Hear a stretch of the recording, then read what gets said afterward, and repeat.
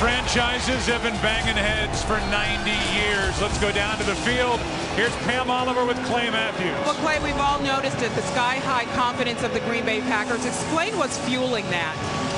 Our play, really, we've been playing some great ball lately. Defense, offense, special teams, and we look to continue that today. Appreciate it. I'll let you go. Now for more on the Bears, let's go over to Chris Myers, who's with Brian Urlacher. All right, Pam, this close to kickoff, Brian, describe your emotions this scene with your rival. I can't describe it. I'm just happy to be here. You know, it's been a long week waiting for this day to get here. We worked hard all season to get a chance to play in this game. We're really excited. All right, good luck, all right? Thanks, Chris. Take care. Let's go back up to Troy and Joe. All right, Chris, thank you, and thanks to Pam and for the two guys for stopping by. It's cold. It's been colder. 19 degrees. Wind 8 miles per hour. It feels like 8. James Starks is waiting for it. The rookie. And Gold will kick it away. Who's going to the Super Bowl from the NFC? Good directional kick. Starks stumbled at the start, and now down he goes. And for all the talk about this field and the NFL trying to say it's in great condition, Jay Glazer, Troy talked about it, and Starks on the first play of the day goes down. Well, these teams have both been talking about it all week as long. A lot of people would think that it's just the visiting team, the Green Bay Packers, that it would be of concern to. But a number of Chicago Bears have been talking about the conditions of the field all week also. Green Bay starts at the 16.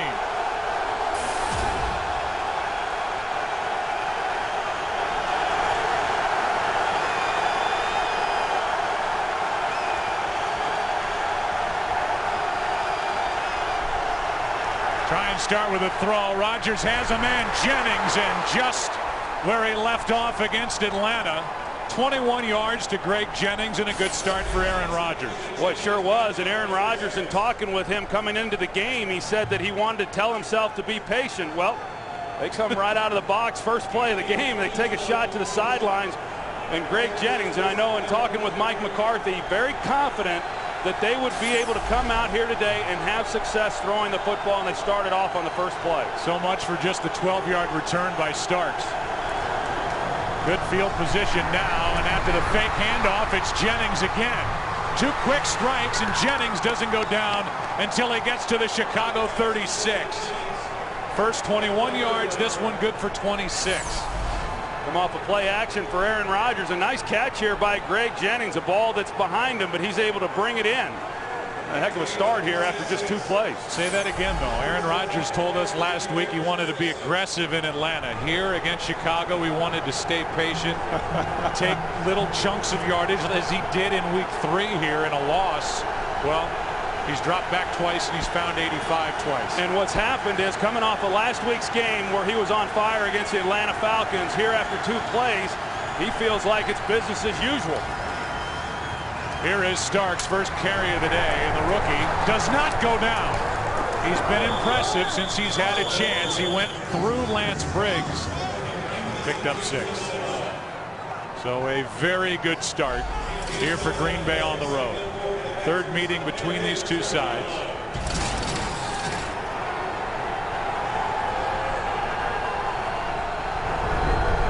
Chicago won here in week 3 by 3 points. September 27th. These two teams met the second day of January in Lambeau. I think it's real important that Chicago Bears do something to let Aaron Rodgers know that it's not going to be as easy as he has made it look in the first 2 playoff games. Second down and 4. Rodgers in trouble. Got away from Tommy Harris and now finds Starks for a first down. This wasn't that same tight situation, but we saw Aaron Rodgers last week in Atlanta with guys in his face. He's so good at avoiding pressure, using his feet, using his legs, always with his eyes downfield while that's going on. Well, you look at what he has been able to do, completing 78% against the Philadelphia Eagles in the wild card game, last week's game against the Atlanta Falcons. This guy is in a zone, and when that happens for a quarterback, the game slows down tremendously, and that's why I say the Bears have got to do something to rattle him. Play action, and that's Jordy Nelson. Nelson takes it down inside the 5, a 22-yard completion, and the ball hasn't hit the ground yet. Yeah, and even though the Packers have not been a team throughout the season that has run the ball all that effectively, you see what the play action does. Here they come off the play action again. You got the linebackers hitting it. It opens up a clean throwing lane then for Rodgers. Jordy Nelson on the deeper post runs a nice route and good ball placement by Rodgers. Here's that bone formation with two big fullback types in front of James Starks. Kuhn and Quinn Johnson. Here's Starks, and James Starks takes it to the 1. James Starks does not have a touchdown. He has burst onto the scene, had that big debut in a way in Philadelphia, and here is B.J. Raji, the nose tackle, who was in at fullback in goal line situation last week at Atlanta. He's in there now. Yeah, and he's letting the official know that he's ineligible. I mean, he can catch the ball if they decide to throw it to him. I think he's there for one reason. To block for John Kuhn. They fake it to Kuhn, and Rodgers will take it to the edge. Touchdown! And what an impressive start to this game for the Packers.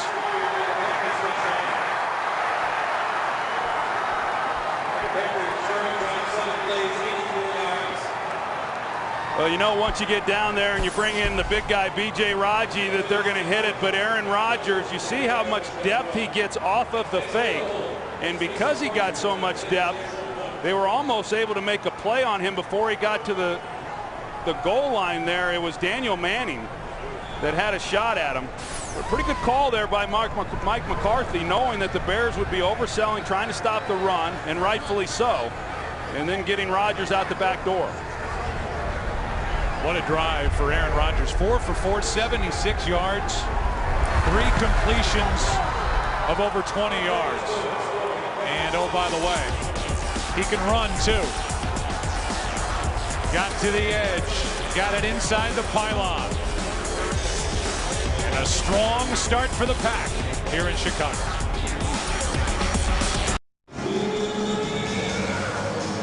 Well, a great scene down below. This place is buzzing, and Brian Urlacher's defense just got buzzed by the Green Bay offense. Right down the field, 84-yard drive in 7 plays. Aaron Rodgers was perfect on it.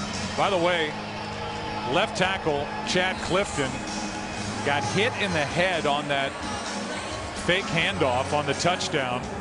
Hit in the head by the knee of John Kuhn when Kuhn went up into the air. And they were working on Clifton, looking at him. Clifton's played great here over the past month. Pro Bowl tackle. Here is a kickoff into the arms of Kellen Davis. And Davis got it across the 35 as they try and keep it away from the good return men that the Bears have to offer. Watch on the left of your screen, or right in the middle, the left knee of John Kuhn to the head of Chad Clifton. Here's the mini belt. Just a little point from Aaron Rodgers. 7-0 Green Bay.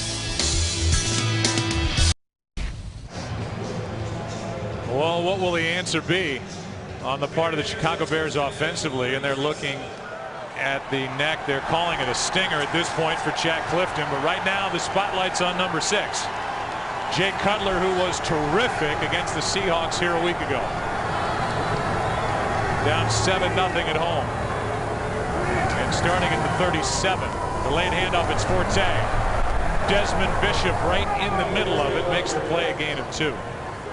Take a look at the offense. Jay Cutler threw for 23 touchdowns, 16 picks.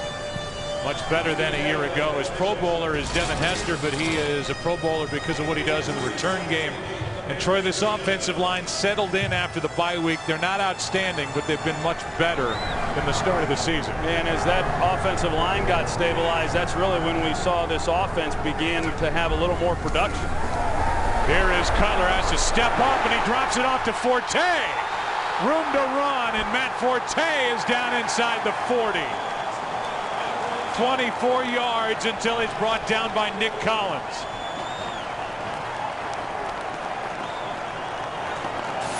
Well, immediately there's pressure off the edges by the outside backers, and so Cutler, as a result of having to step up, good timing by Matt Forte not helping out in protection, getting over the ball, Cutler knowing where his outlet receiver was, and that's where Forte has been pretty dangerous as a receiver. A nice execution by Cutler.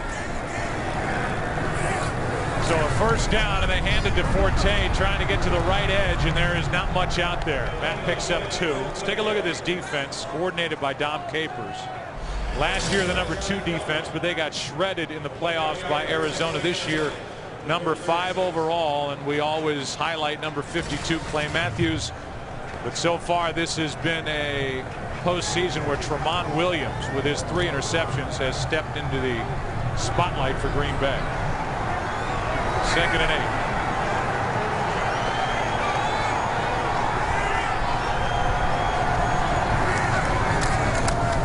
Fake the handoff. Looking for Forte. It wasn't there, and now he gets it to Forte eventually for a gain of a yard. Heavy pressure on Jay Cutler, who found number 22. Well, they get the pressure in the middle by Colin Jenkins, and they're trying to run a screen. And he just didn't time up very well, primarily because Colin Jenkins is able to get into the face of Cutler, and the Packers read that pretty good. They were able to get out on Forte and give Cutler really nowhere to go with the ball, but he's able to avoid the sack at the end and get it off just in time. So 3rd down and 7.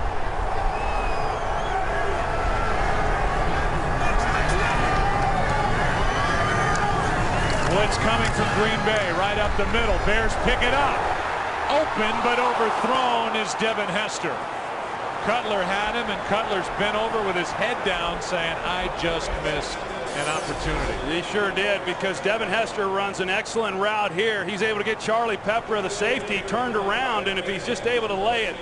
I saw Jay Cutler in warm-ups, and when he gets in trouble, he throws the ball high. He was throwing the ball high in pregame warm-ups, and he let that one sell on him as well. Hard to throw sometimes in these conditions if you're not able to get your hand warm, whether that factored into it or not, but a missed opportunity. Bears pass on roughly a 53-yard field goal try, and instead it's Brad Maynard who knocks it out of bounds. It'll be placed at the 10. So back to the field, Brian Urlacher. Maybe more importantly, Aaron Rodgers, who is still hot.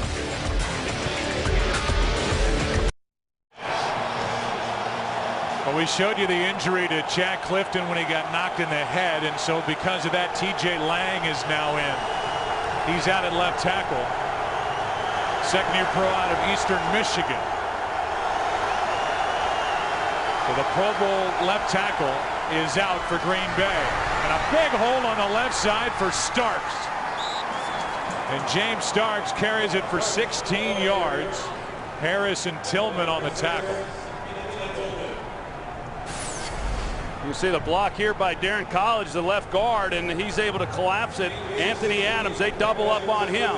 And they get Andrew Corliss up on the linebacker as well. I mean, just a nice job there. Good hole for James Starks to run through that. That's a concern with Chad Clifton out of the lineup, because they knew that they were going to have to give help to Brian Bulaga. They trusted that Clifton would be okay. Now in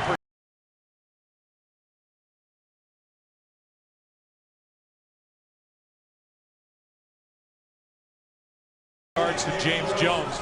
We've seen already Julius Peppers switch sides. On that first play, the run by Starks, Peppers was at left end across from Bulaga, the rookie. The last play, he came back to his usual right side, working across number 70, TJ Lang, just into the game. Julius Peppers has to have a big presence in this ball game, because the Bears really cannot afford to have to start bringing pressure. The last time these two teams played, Julius Peppers had 0 sacks, 0 quarterback pressures. It has to be a different story in this one. They gave James Jones 10, so it was a first down on that previous completion, a 1-yard carry by Starks. So let's look at this group offensively. James Starks, the rookie out of Buffalo, and a find in the 6th round. Guy who didn't even play his senior year because of a shoulder injury. You saw Greg Jennings, first-time Pro Bowler. He's had a terrific year, but they are deep on the outside with regard to personnel, and now it's TJ Lang at left tackle. Well, they seem to always have a different guy step up each week and have a great performance. Maybe today it's going to be TJ Lang. 2nd down and 9. Handoff is to Brandon Jackson. And no trouble running it. Jackson has enough for a first down. Danielle Manning on the stop. And now we look at this defense. Number 9 overall. They were number 4 in points allowed per game, and they're the 2 Pro Bowl linebackers. Chris Harris is playing with a left hip injury that he suffered against the Seahawks.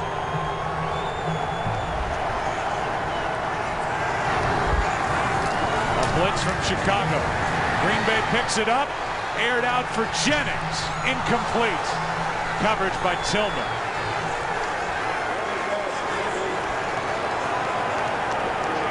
Julius Peppers, he's able to get around the edge, and he's the guy who's able to put the hit then on Aaron Rodgers. You can see right at T.J. Lang is where he lined up this time, Joe, and he comes low. Didn't look like he got much of a hit on Rodgers, but maybe the way that Rodgers twisted as he was going to the ground. That's a first incompletion thrown by Rodgers, and Rodgers looked to be in some pain after going to the ground awkwardly.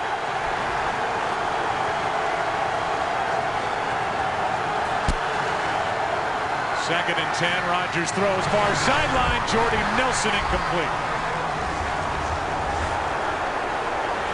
And now 3rd and 10. Well, what we've seen from the Bears is they are willing to go one-on-one on the outside. They continue to drop the safety down, even though on this possession the Packers have had some success running the football with an extra defender down in run support. But they feel they match up well outside.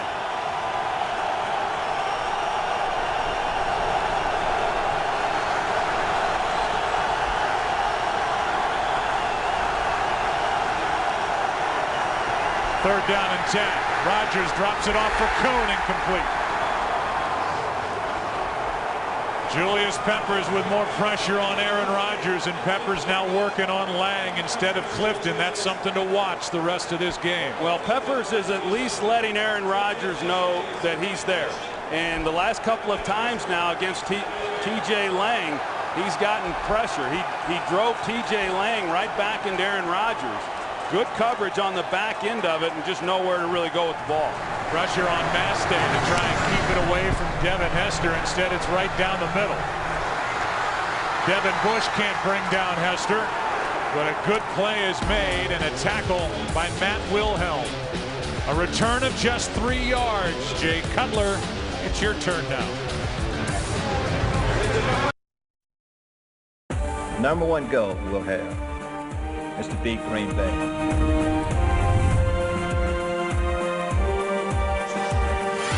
When you're the head coach of the Chicago Bears, there are priorities, and that was the priority that was told to Lovie Smith. If he didn't realize the significance of this rivalry that dates back to George Papa Bear Hallis and Curly Lambeau, he knew it when he got hired. He's 8-6 in his career against Green Bay, and his first head coaching victory was week 2 back in 04 when he beat the Packers.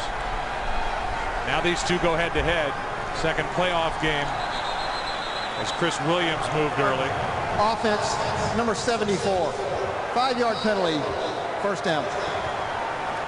How fitting that these two teams go head to head to try and get to Super Bowl 45. And when we talked to Lovie Smith, he said the reason he knew about the rivalry was because he hated the Green Bay Packers. Grew up a Dallas Cowboy fan. Of course, he's from Big Sandy, Texas. Said he had nightmares after that Ice Bowl game and when his team lost, and Bob Hayes was his favorite player.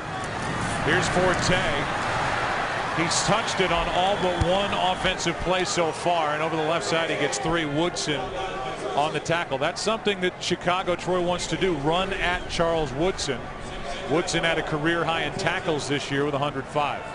Yeah, and that surprises me a little bit, to be honest with you, Joe, that Mike Martz would say that's the guy that we really feel that we may be able to have some success running the football against, because Charles Woodson, as we know, that's when he's really at his best, is when he is a tackler around the ball. He does a great job of forcing fumbles, plays like a linebacker. I don't know how much success they'll have doing that. Second down and 12. Forte picks his way through that defense. Hawk on the stop, a gain of 7. Makes it a more manageable third down coming up. Yeah, and Mike Martz, I know that The last time these two teams met, he really felt that he didn't give Jay Cutler enough opportunities to get the ball down the field. And it was a low-scoring game, as we know. The Packers were able to keep the Bears out of the end zone, and he said, I've got to do a better job. I've got to call a better game, and I've got to give Cutler more opportunities to make some plays. We saw the one on the first possession that he had down the field to Devin Hester, and I would anticipate some more here early. On 3rd down and 6, Cutler in trouble. Down he goes. A sack for this Green Bay defense. Cullen Jenkins in the middle of it, a loss of 5.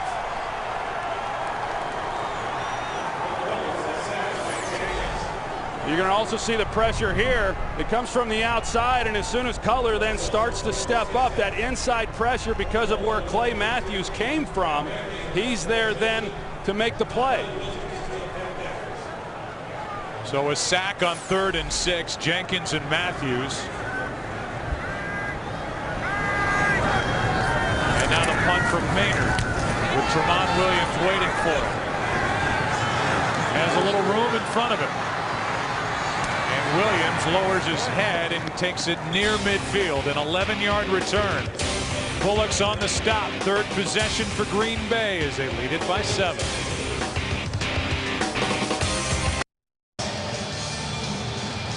When you think about all the great quarterbacks around the NFL, Tom Brady, Peyton Manning, Drew Brees, the run he was on last year, winning it all, it's oftentimes up to the other team's offense to play keep away and try and keep that hot other quarterback off the field. And that's the category that Aaron Rodgers has thrust himself into this postseason.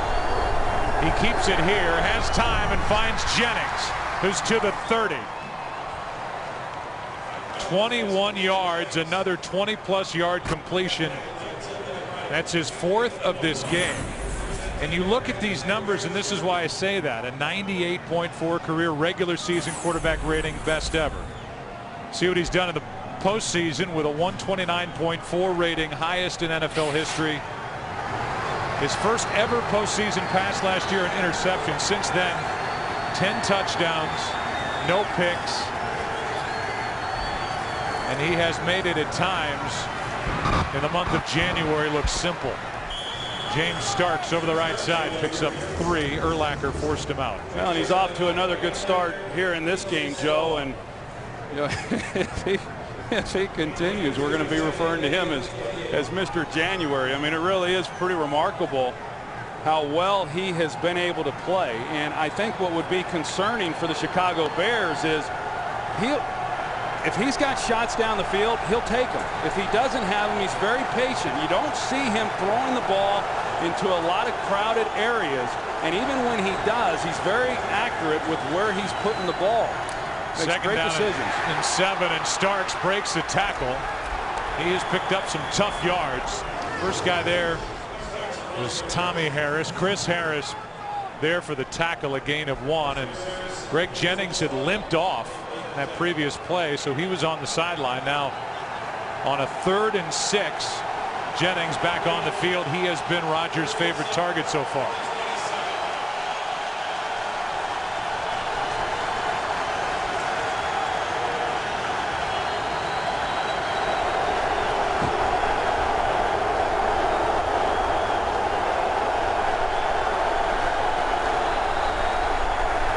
Rodgers flushed out and now brought down by Urlacher.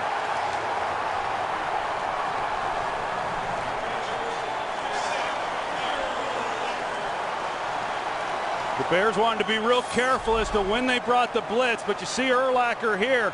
He's going to get around all of the clutter, and he's able to come in on Aaron Rodgers. Aaron feels pressure, and as we've seen so many times, tries to escape the pocket, but not before Urlacher's able to get there for the sack. That's a loss of 8, and that knocks Green Bay out of field goal range. So Mastay will show us what he can do. Directional punting. It's Jared Bush downfield, keeps it in play and well covered by Green Bay. Underwood's there to tap it down. It's a 32-yard punt over the head of Devin Hester. And Jared Bush is the one Number downfield. 58. half the distance of goal from the end of the kick.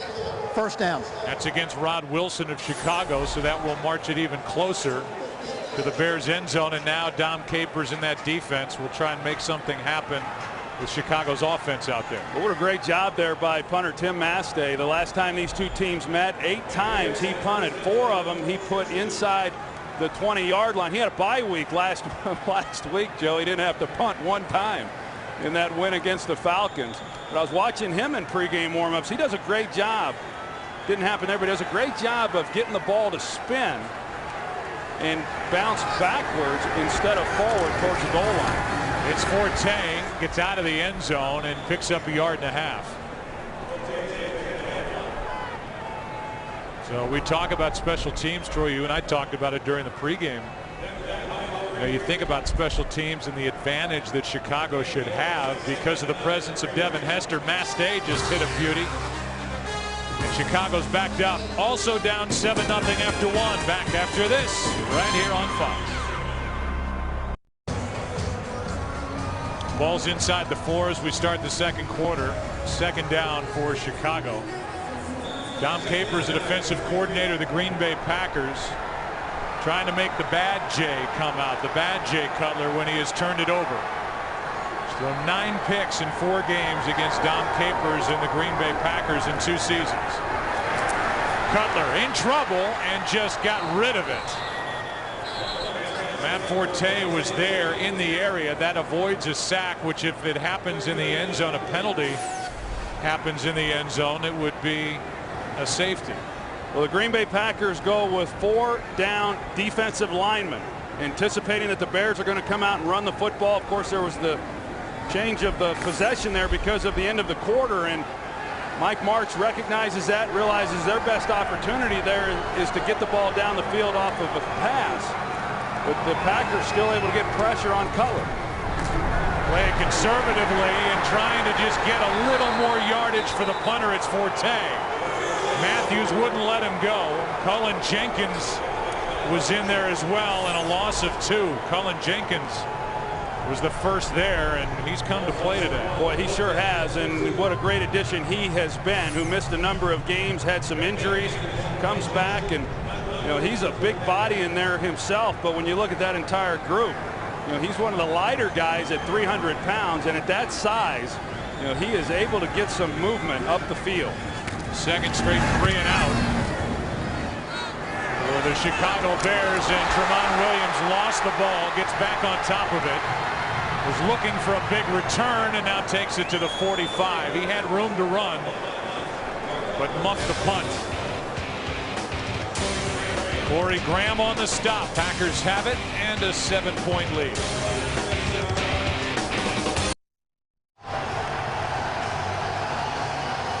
Green Bay with good field position for the second straight drive. They start inside the Chicago 45.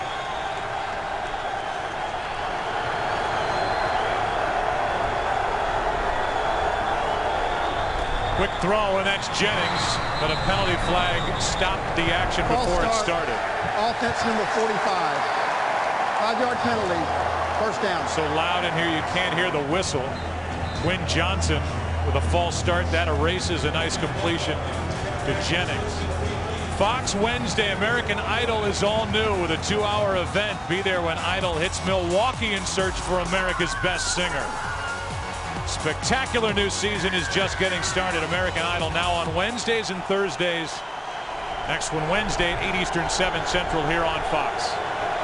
It's the first Green Bay penalty of the game.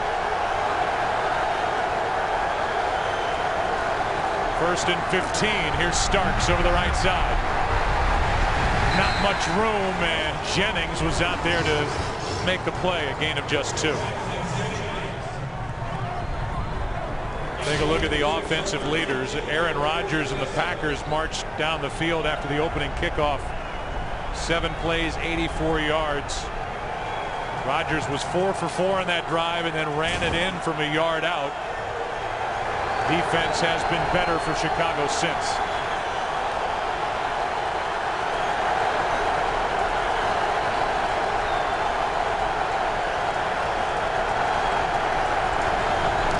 2nd and 13.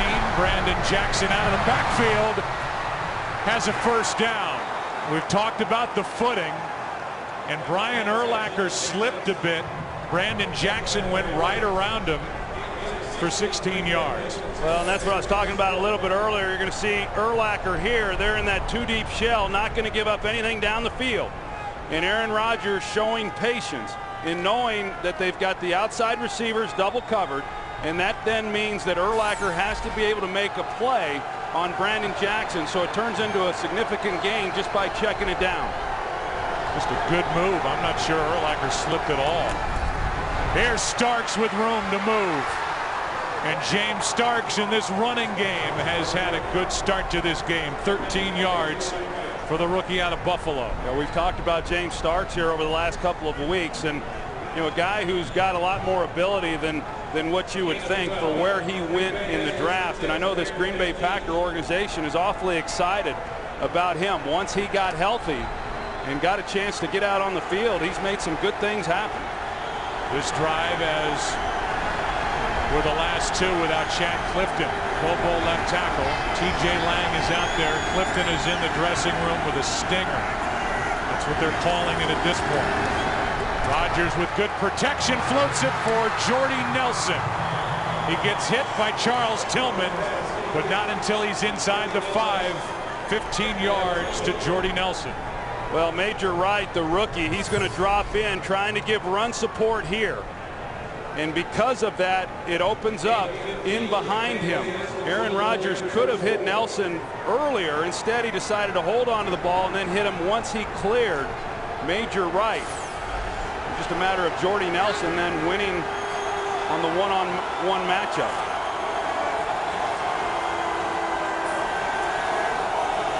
On 1st and goal, they hand to Starks. James Starks. Touchdown. His first in the NFL, and it comes in the NFC Championship game. For now, it's ruled a touchdown. I think that one might be challenged. It looked like the right knee, Joe, was on the ground prior to him stretching the ball out to cross the goal line for the touchdown.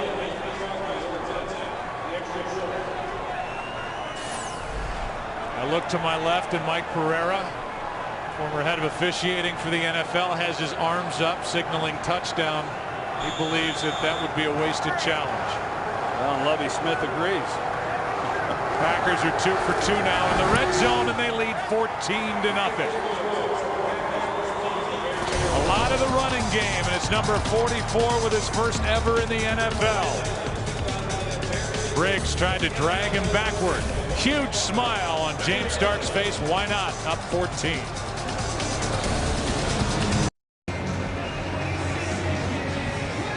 As you look at the Green Bay sideline, James Starks congratulating and thanking that offensive line. That other sideline of the offense for Chicago has got to figure something out, put it together, and start moving the football. They've had 2 straight 3-and-outs. Danielle Manning waiting for the kick. He and Rasheed Davis came together, and Danielle Manning with a good return out near the 34-yard line. And so now we welcome you inside our broadcast booth here at Soldier Field. Joe and Troy. And Troy, we thought advantage in the special teams was going to fall Chicago's way. Pretty big punt by Masday. Well, it was big because you pinned Chicago then inside the 5-yard line, and offensively you're unable to do anything with it. And so then when the Packers get the ball, they only have to travel 44 yards to get their second touchdown of the game. That's asking your defense to do a lot. Chicago defensively, when you're giving the ball to the Packers across midline. Here's Cutler with all day. Slings it, has a man wide open. Johnny Knox, big play. And the Bears needed it. 24 yards to Johnny Knox. That's really what they needed, too. They need to get something down the field. Johnny Knox is able to get separation. And Cutler puts it out there on the sideline for him, but those are some of the chunks that they're going to have to be able to get. So far, they've just not really been able to get a lot going down the field, but immediately come out, take a shot. Same route we saw Hester run in the first quarter that they failed to connect on. That's Hester in motion. Cutler moving to his right. Misfires for Devin Hester. 2nd down and 10. Devin Hester, who has been turned into a wide receiver 2 years there, didn't return a kick for a touchdown. That was really his calling card in the NFL. That got him the big contract. Now he's back splitting time and watching other guys blossom as receivers. The main guy, Johnny Knox. But the return game for Hester has picked back up. 3 punt returns for a touchdown this season. Blitz coming from Green Bay. Out of the backfield, Chester Taylor. And Chester Taylor makes a move and fights for a 1st down. Ball popped out, but he is ruled down in a completion and run of 12 yards. Well, this is one of the things that Mike Martz talked about coming into this game. One of the things that they felt they could have some advantage on. You see here, Chester Taylor. They collapse it. They bring the blitz with Nick Collins. They get the ball into his hands, and now he's just got to try to make somebody miss. But the last time these two teams played, the Bears did not handle the blitz packages very well at all. And that's going to be a key. That time they're able to, and they get a nice game. This is the deepest the Bears have been inside Packer territory all game. Cutler, Hester, overthrown. Got in front of and then behind Tramon Williams, who's been so good in the playoffs. Incomplete. That's a good call right there by Mike Martz, because Hester is open on the route. And if there's a way that Cutler can throw this ball towards the pylon and not so deep to the corner, and just allow Hester to get separation then from Tramon Williams and go get that ball, they're able to make a nice play, possibly a touchdown. Instead, it's an incompletion. Play clock is at 5.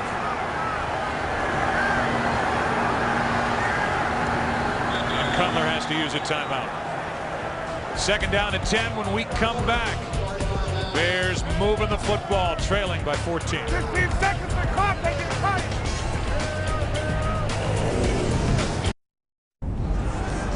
Live and in color from this great city, Chicago, Illinois. 2nd quarter, there's Chad Clifton, who is now working out on the sideline. He was in the locker room. That's got to be considered good news for the Packers. Right now, good news for the Bears is they're moving. And Cutler has time, finds Rasheed Davis. And Davis has a 1st down at the 18. Blaine Matthews on the stop. A flag is down. 10-yard penalty, 2nd down. And it's a hold against the Chicago Bears, which eliminates the play. Well, the Green Bay Packers, they brought a lot of people on that one. They brought the linebackers off the edge.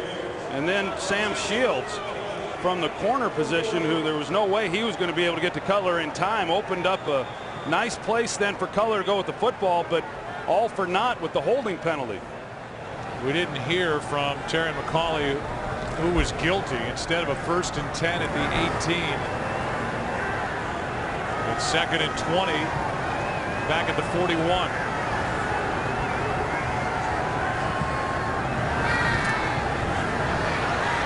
Cutler steps up and now will try and run. He ran for 2 touchdowns last week, and he gets smacked by Eric Walden. A gain of 10. Let's go back to that previous play and watch 29 Chester Taylor in the backfield. It was on him. Yeah, he's blocking Desmond Bishop, and right there is what they called. Well, Jay Cutler, he hurt them in the 1st game, going back a while to week 3 with his ability to scramble. But that time with a 3-man rush, just nowhere to go with the ball. Hard to find somebody open with 8 guys in coverage. Rush for 37 yards in that first meeting. Cutler just slides. Eric Walden is out there, a gain of 1, so now 3rd down and long, and that could be a killer holding penalty.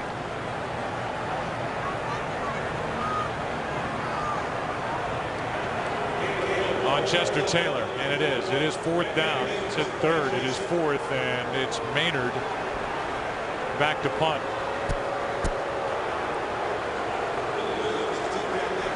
So it eliminated a first down, made it 2nd and 20, and the Bears couldn't do anything with it after that.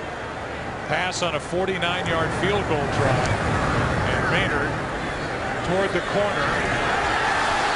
It is covered downfield, and it'll be a touchback. Corey Graham was down there but had that right foot, it looked like, right there on the goal line. Touchback.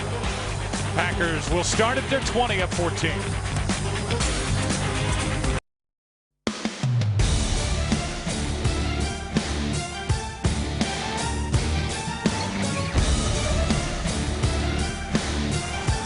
Second playoff game ever between these two franchises. Green Bay Packers here on the road. 7:40 left in the first half, lead 14-0, start at their 20. The Bears just passed on a 49-yard field goal try for a punt that netted just 11 yards of field position.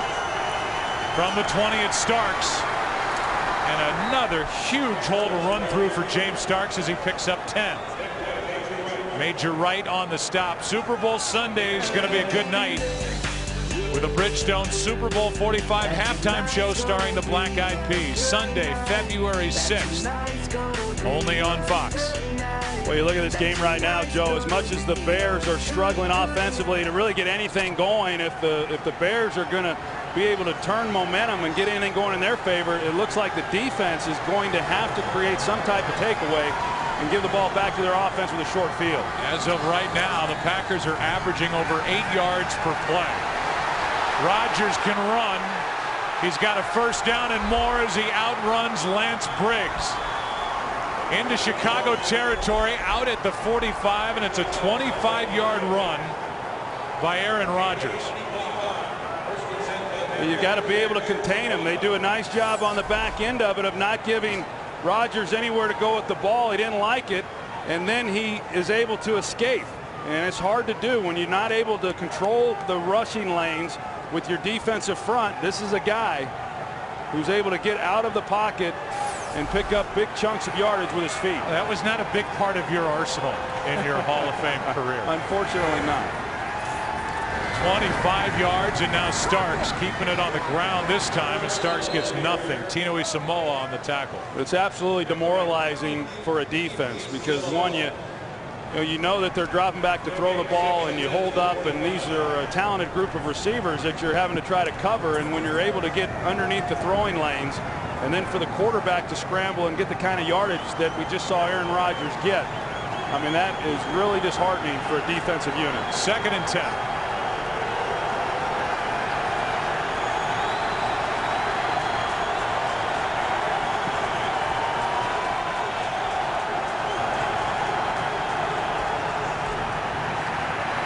Rodgers with a pocket finds Jennings, and on 2nd and 10, Greg Jennings gets 9. Let's go down to the field and Pam Oliver.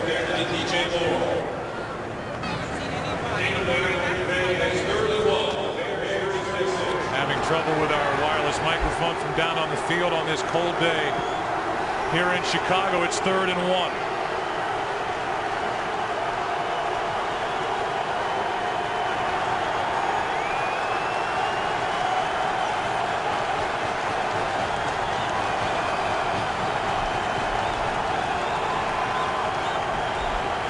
Rodgers will have to use a timeout.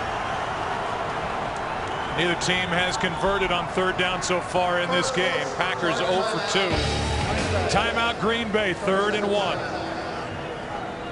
And we will keep it right here. You know, the Chicago Bears, Troy, have never come back in their playoff history from a deficit of more than 7 points. And here they are down 14-0. It's a big 3rd down for Chicago defensively to try and stop what's happening to them with the way this Green Bay Packers offense is playing. Big 3rd down, because if you look at where they're at on the field, if they convert this, more than likely they're going to come away with more points. And you kind of thought that the Bears would maybe struggle. This Packers defense is awfully good. They've been overshadowed by the play of the quarterback Aaron Rodgers throughout the postseason and for much of the regular season. But for the Bears, they've had to rely on this defense. That's what's gotten them to this game today. and the Packers well over 200 yards here in this first half.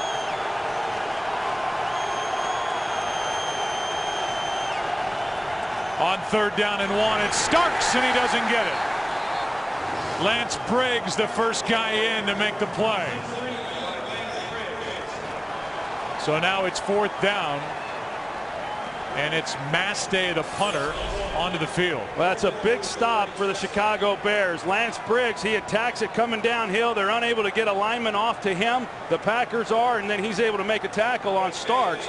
That's not easy to do, but a big play. Oftentimes when you need a play defensively, how many times have we seen Lance Briggs be the guy who makes it?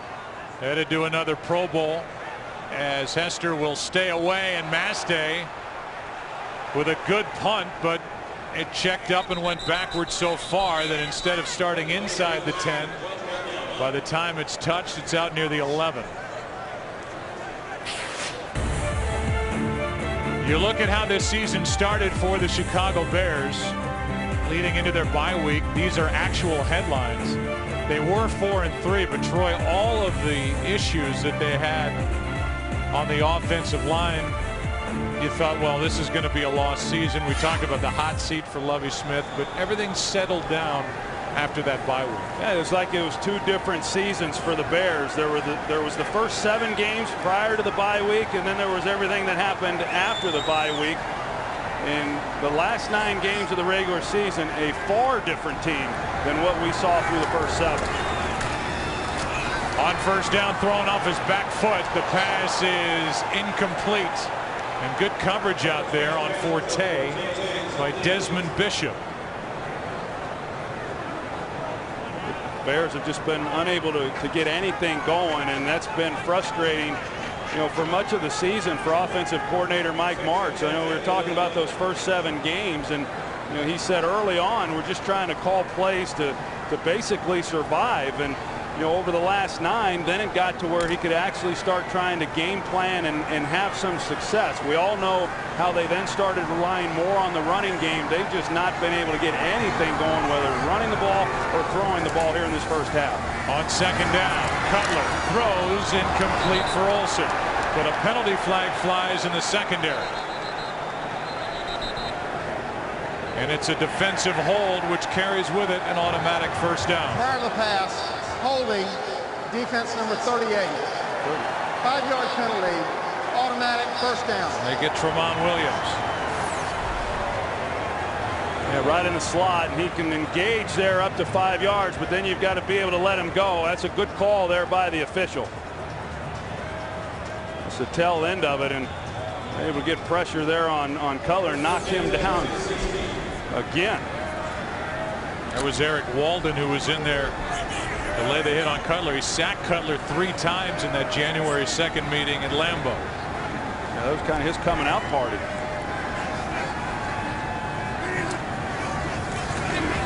So now on 1st down, Cutler throws. This one's up for grabs. And like a good defensive back, Olsen knocks it away from Clay Matthews.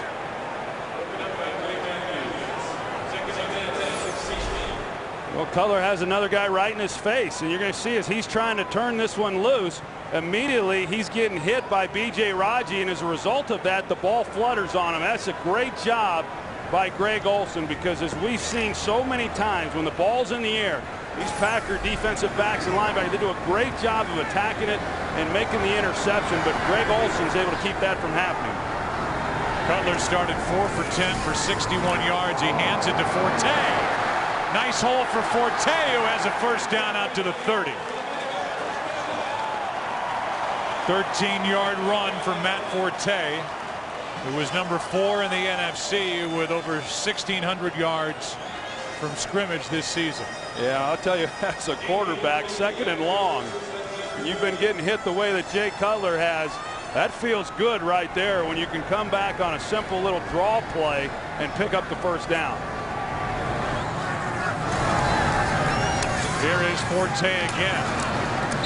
Forte is knocked down by Bishop. You know, we talked, as we look at Jay Cutler, who's got blood on the elbow area of that right sleeve. We talked last week about the job of the outside linebackers, Troy, for the Green Bay Packers, and coached up by Kevin Green. The inside guys, Bishop made that last play. They're coached by Winston Moss, who's the assistant head coach. Yeah, and he's done an excellent job as well. Actually, the entire staff has. We talk about Mike McCarthy, who I've been saying I believe should be the coach of the year. All of these assistants, they've had a hand in that. Trying to set up a screen, and somehow Cutler found Forte in all those bodies. And a gain of 3. A.J. Hawk made the stop. I think the Packers are one of those teams that they're hard to screen against. I mean, you do it because you've got guys like Clay Matthews and Charles Woodson, of course, when he's coming off the slot, and they can get the pressure on the inside, but they react so well to the ball. They're so fundamentally sound. In fact, that's what Mike Martz talked about. They've actually gotten simpler within their scheme as the season has progressed, but they play the scheme so well they're rarely out of position. We will be at the 2-minute warning with a 3rd and 7 coming up for Chicago, trailing here at home, trying to get some energy back in this building.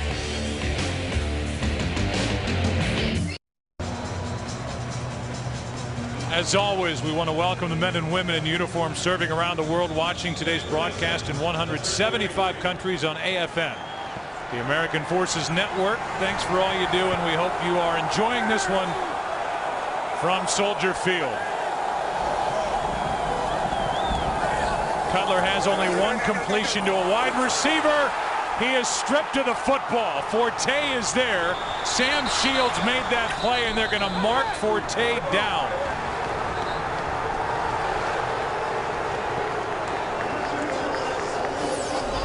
Well, this is the wrinkle that Dom Capers has decided to go with in this game. We've seen Sam Shields now come a couple of times as a corner blitzer. We saw it earlier, and Cutler was able to get it out, but they called the hold on Chester Taylor. This time he's able to get home, and then he knocks the ball loose as he comes in for the sack. Because we're inside of 2 minutes, the only player that can then recover and advance it is the fumbling player. So because Cutler didn't pick it up, at least Forte, who got on top of it, avoided a turnover. But they marked the play dead back at the spot of the fumble, and it's going to be a punt from Chicago. There's Don Capers, who's doing another good job today. Yeah, he sure is, and he has now for the last couple of years in being the architect of this defense, and he's put together some good ones over the years. And you know, when you talk with him, he's going to have a different wrinkle. He's pretty tight-lipped. He doesn't like to reveal what it is that he's going to be doing. But we've now seen Sam Shields, and that's the little twist that he's not shown much of, you know, here over the last half of the season. But he's been able to get him home now a couple of times. I know in visiting with Dom last night, he was saying that the thing that he's most proud of is that when the team has had to win the last 4 weeks, the last 2 games of the regular season, of course, the first 2 playoff games, his defense has played its best. Green Bay just used their 2nd timeout. Plenty of time on the clock as Maynard will punt it. Tramon Williams waits for it.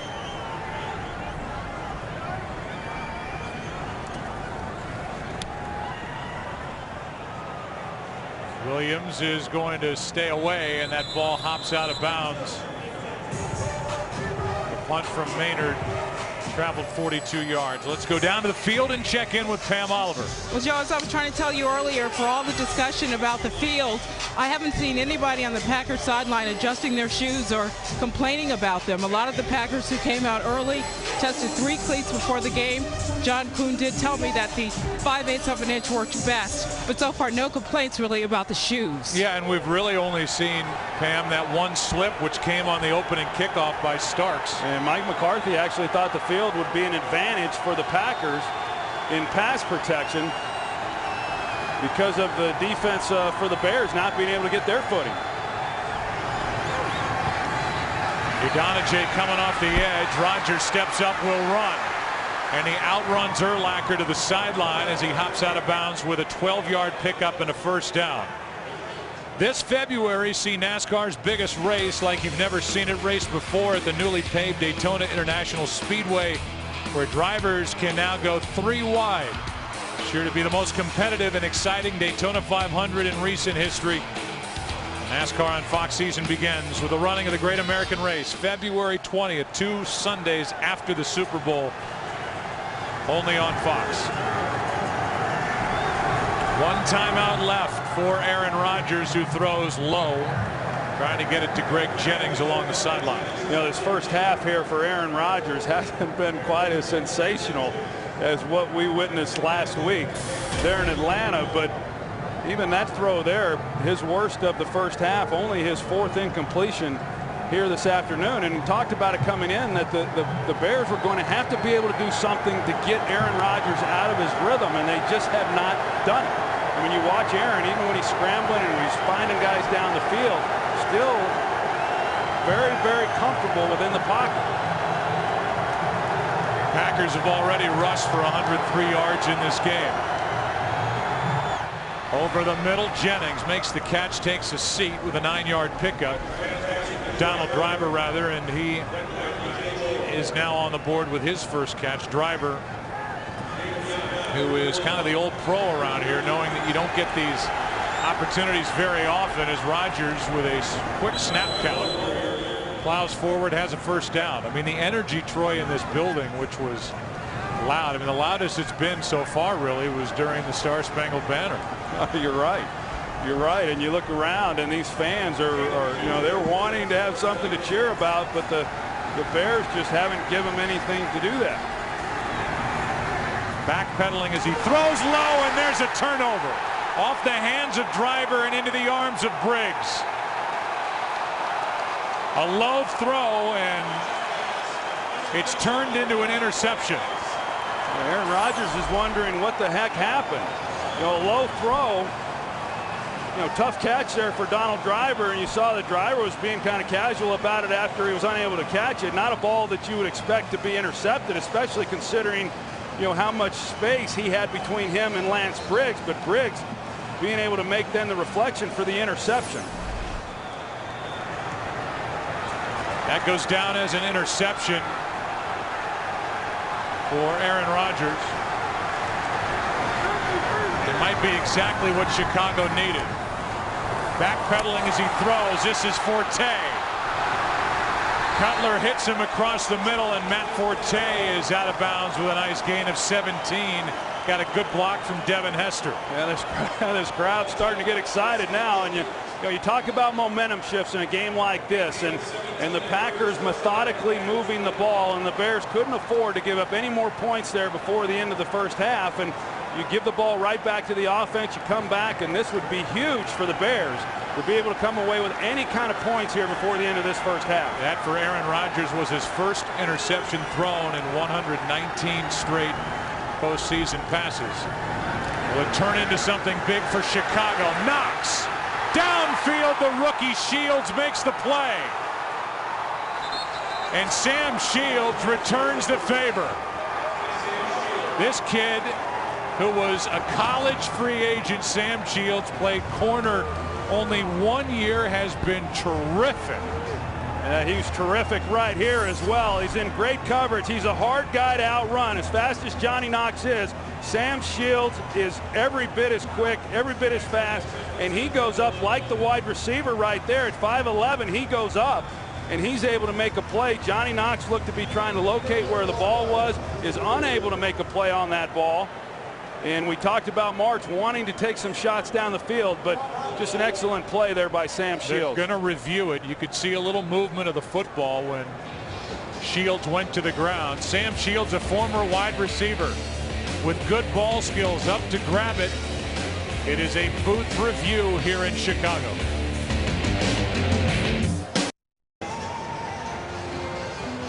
We're under a booth review. Here's another look at it. Sam Shields went up to grab it. Going to the ground, you see a little movement of that football. And Mike Pereira, former head of officiating for the NFL, joins us in the booth, and we'll throw it right to you. What do you think, Mike? Well, two things they're going to look at. Number one, is it an interception? And if they deem that it is, then they've got to go back and see if he's down by contact, which he really was, and you wouldn't have the advance. But to me, that ball comes loose when it does hit the ground. I think that's going to be reversed. After review, the ruling on the field stands. First down. So you thought it would be overturned. I thought it would be overturned. That ball moved when it hit the ground. But they are going to keep the call on the field, and Jay Cutler is making his way off the field as Aaron Rodgers will kneel down. Visa halftime is coming up. Kurt, Terry, Howie, Michael, and Jimmy will have analysis of this first half. Lita Wise of American Idol fame will perform here in Chicago. This is just a 14-point game. Doesn't feel like it. 14-0 Green Bay. Winner of this one goes to Super Bowl 45. NFL on Fox will continue after this from your local Fox station.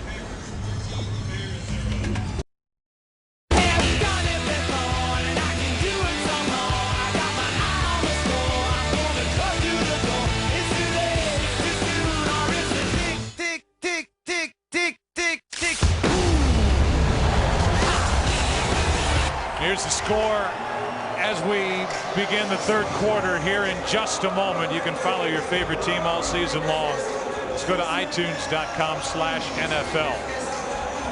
In that first half, the Packers had over 250 yards, 17 first downs, touchdown runs from Rodgers and Starks. But it's just a 14-point game. Doesn't really have that feel, Troy, but this game is well within the reach of the Chicago Bears if they can get something going. Well, and a good start would be right here with that guy, Devin Hester, having a great return. So they got their big gun back there and their home run hitter in Devin Hester. Crosby kicks it away. And a chance to run for Hester. We'll try the near side. Now we'll try the far side. And Nick Collins made the play, but a good return of 24 yards by Devin Hester. Let's go down to the field and Chris Myers. Joe, moments ago, Jay Cutler, one of the last guys out of the locker room for the Bears, limping. You know, he had a bloody elbow when he went in before the half, but Lovie Smith told me his knee is banged up. Todd Collins' backup was warming up, but they're going to go with Jay Cutler. And the message Lovie Smith gave to his Bears team, we're lucky, we're fortunate to be only down 14 the way we played in the second half. Don't panic, we can rally. Back to you. Well, they get to start from their own 40. Matthews makes the play as the ball is handed to Forte for 5 yards. I think if you look at that first half there, Joe, offensively for the Bears, the longest drive they had was only 35 yards. Just were unable to establish anything offensively. The Packers throwing them a little bit of a curveball defensively. Think back to the last time these two teams met. Dom Capers brought a lot of blitzes. He did not do that in the first half all that often, and I know March was wanting to encourage the blitz, but he hasn't gotten a lot of it. Here is Forte again. He's been busy, picks up a yard. Let's go down to Pam Oliver.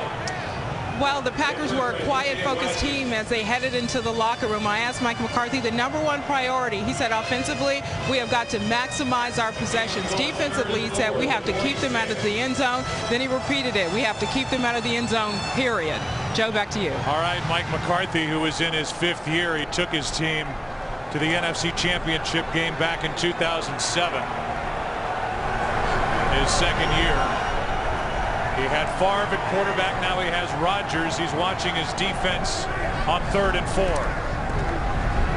Deep drop by Cutler, and the ball looked like it bounced in.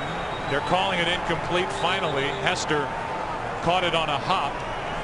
And what, they get a short field because of the good return by Devin Hester and do nothing with that opportunity. Yeah, and they had a chance too, and we see that the knee obviously is bothering Jay Cutler, but one of the things that he has, a bad habit of his, is throwing off of his back foot. The protection actually was pretty good. They double up on Matthews, and he's falling backwards, and if he sets his back foot, makes a good throw to Hester, they got a chance to pick up that first down.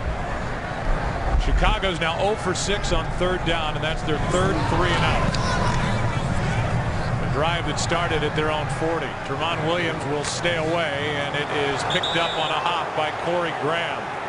Crowd wanted to see him let it bounce another time. Here is that 3rd down attempt. It has been a frustrating game so far for number 6. 14-0 Green Bay. Today's Game on Fox is sponsored by Southwest Airlines. Find our fares online only at southwest.com. By the Ford F-150 and its 4 new engines. This is the future of truck. By Burger King, who reminds you to have it your way. And by Bud Light, it's the sure sign of a good time. Here we go. They got Cutler. I guess what was it, the oven? Little deep dish, Chicago-style pizza. Cutler better heat up. Aaron Rodgers started this game hot. Up 14-0. Play action all day. Greg Jennings down the sideline. Incomplete. Tillman had better position for that pass than Jennings.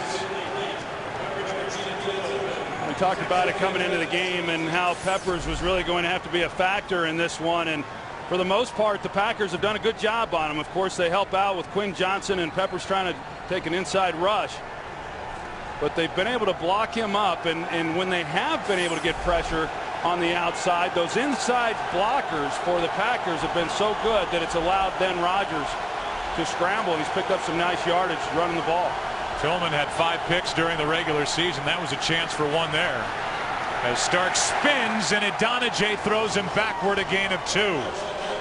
Chris Harris in there as well, but big number 71, who tied Julius Peppers with 8 sacks for the team lead, was there for the stop. We heard Jimmy Johnson talk about it there at halftime, and this defense it's going to have to be on them.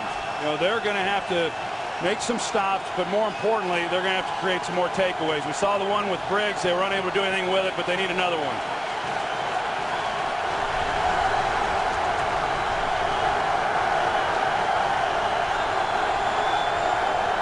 Crowd finally back in it. Rodgers fires for Jordy Nelson, a first down. Danielle Manning on the stop, but 22 yards from Aaron Rodgers on 3rd down. Bears go zone coverage. They play over the top. The Tampa 2 that we talked so much about. And the only guy that then is there to be able to make a play and keep that completion from happening is Lance Briggs. And that's what Green Bay did to Atlanta last week. 20-plus yard plays, that's 6. And now Rodgers is heating up again. That's 5 completions in a row, make it 6. This time it's Jennings to the 40.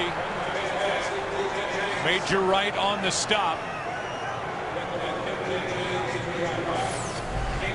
Greg Jennings is having himself a nice afternoon also. Tim Jennings gets, he's in soft coverage, but this is looking like the way that the Packers opened up the game. Just come right out and see Rodgers deliver some pretty nice passes and moving the ball methodically right down the field. Number 2 in the NFC in receiving yardage during the regular season. Knocking on the door of 100 yards in this championship game. Here's Starks. Over the right side, does not go down easily. And James Starks is going to be marked down a yard shy of a first down. Let's go down to Chris Myers. Joe, over on the Bears sideline, the trainer went over and asked Jay Cutler about his knee injury. Jay got up on the bicycle, indicating if you can't go, you got to let us know. Now, Lovie Smith told me right before the start of the second half he wasn't sure at that point if he was going to have to go with Todd Collins or Cutler because of the injury. Collins is warming up, and the body language for Jay Cutler not good. Troy, Joe? Thanks, Chris. 2nd and 1 for Green Bay. Already up 14-0. This is Starks over the right side. Nothing there on the cutback. Tino Isamoa was in there with Urlacher. And so now 3rd and short coming up.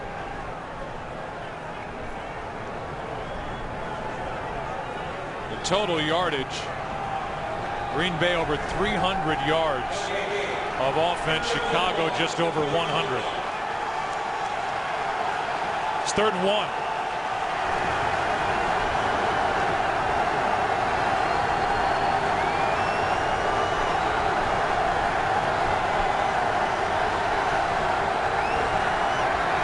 Rodgers down the sideline, dropped. James Jones, and a flag is thrown late. Tim Jennings on the coverage. Pass interference. Defense number 26. Automatic first down. See why he dropped it. He could only get his right hand on the ball as Jennings grabbed the left arm of James Jones. Yeah, you know, there wasn't really a lot there. Initially, you see James Jones. He's extending his left arm. Sometimes that will draw a pass interference flag for offense. And then you saw Jennings grab it just slightly, and that's what drew the flag. It's a 23-yard penalty, and it sets up a 1st and goal. Ball is at the 8.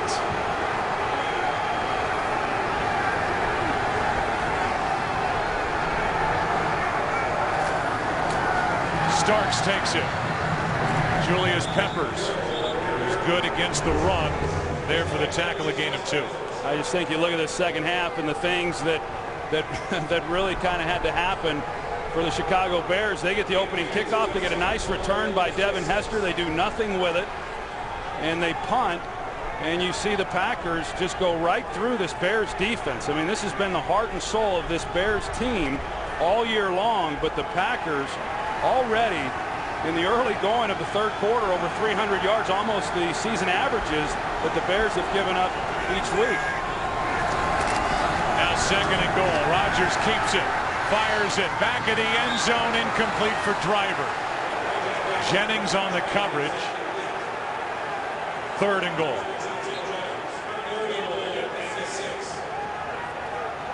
I'll tell you what, one of the things that makes the Packers very difficult is that all of their receivers are capable of playing all of the positions. That's not something that happens around the league with a lot of teams, and so they're able to create matchups that they like. And right now, it likes that what they like, or what Mike McCarthy likes, and Aaron Rodgers is wherever Tim Jennings is. That seems to be who they're going after.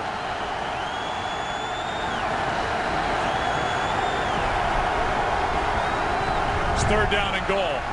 Rodgers. Nowhere to go with it until now, and he's picked. Urlacher. Rodgers in a foot race. Urlacher tripped up.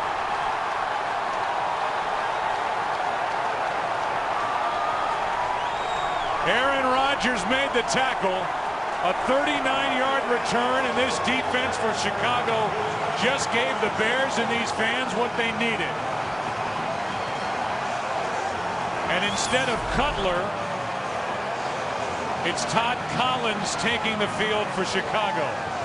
And all Brian Urlacher is doing is he's just reading Aaron Rodgers. He's in zone coverage. He's playing the middle of the field, and he's just looking to see where Rodgers is going with the ball, and Aaron never sees Urlacher working the middle. The red zone numbers have been so good for Aaron Rodgers, but now the focus is on Todd Collins, who comes off the bench. Over the middle, throws low. No flag for Kellen Davis.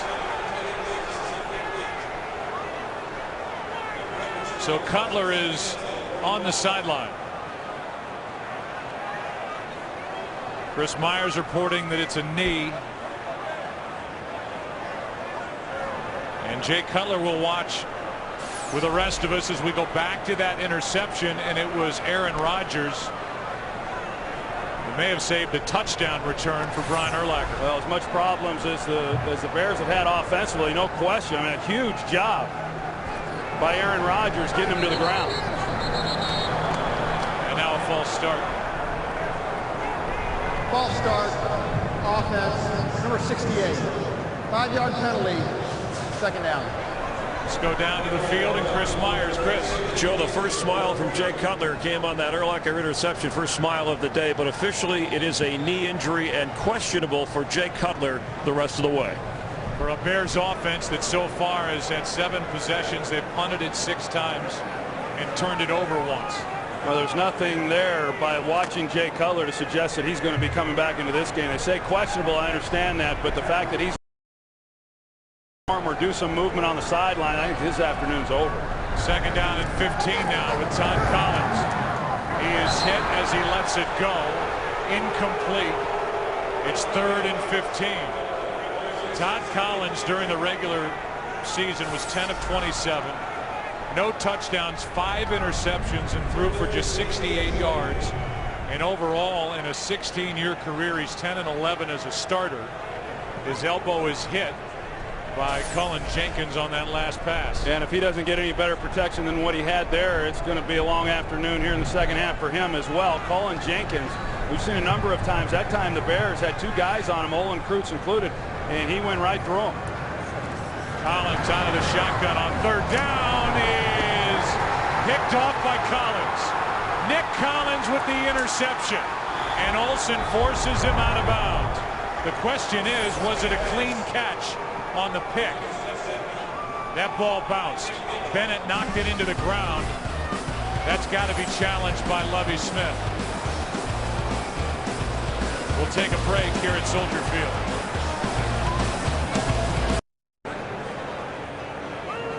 Lovie Smith, the head coach of the Bears, just threw the challenge flag while we were in the break. Obviously, this ball hits the ground. As Earl Bennett knocked it down into the ground, then it was up into the gut of Nick Collins. Lovie Smith was saying, one of the officials was saying incomplete anyway. Why do I have to waste a challenge when it was clearly incomplete? But it's a Chicago challenge, and this is about as clear cut as it gets. That was a third down play, by the way. So the incompletion would force a punt, but would take the interception away from Nick Collins. And I think that was the point there, Joe, was that initially we're wondering why Lovie Smith wasn't challenging the call, and he just didn't want to have to waste one of his challenges, because as he was trying to point out here, one of the officials had signaled that it was an incomplete pass. He was hoping not to have to challenge it, but he had to. And obviously this one's going to go back to Chicago.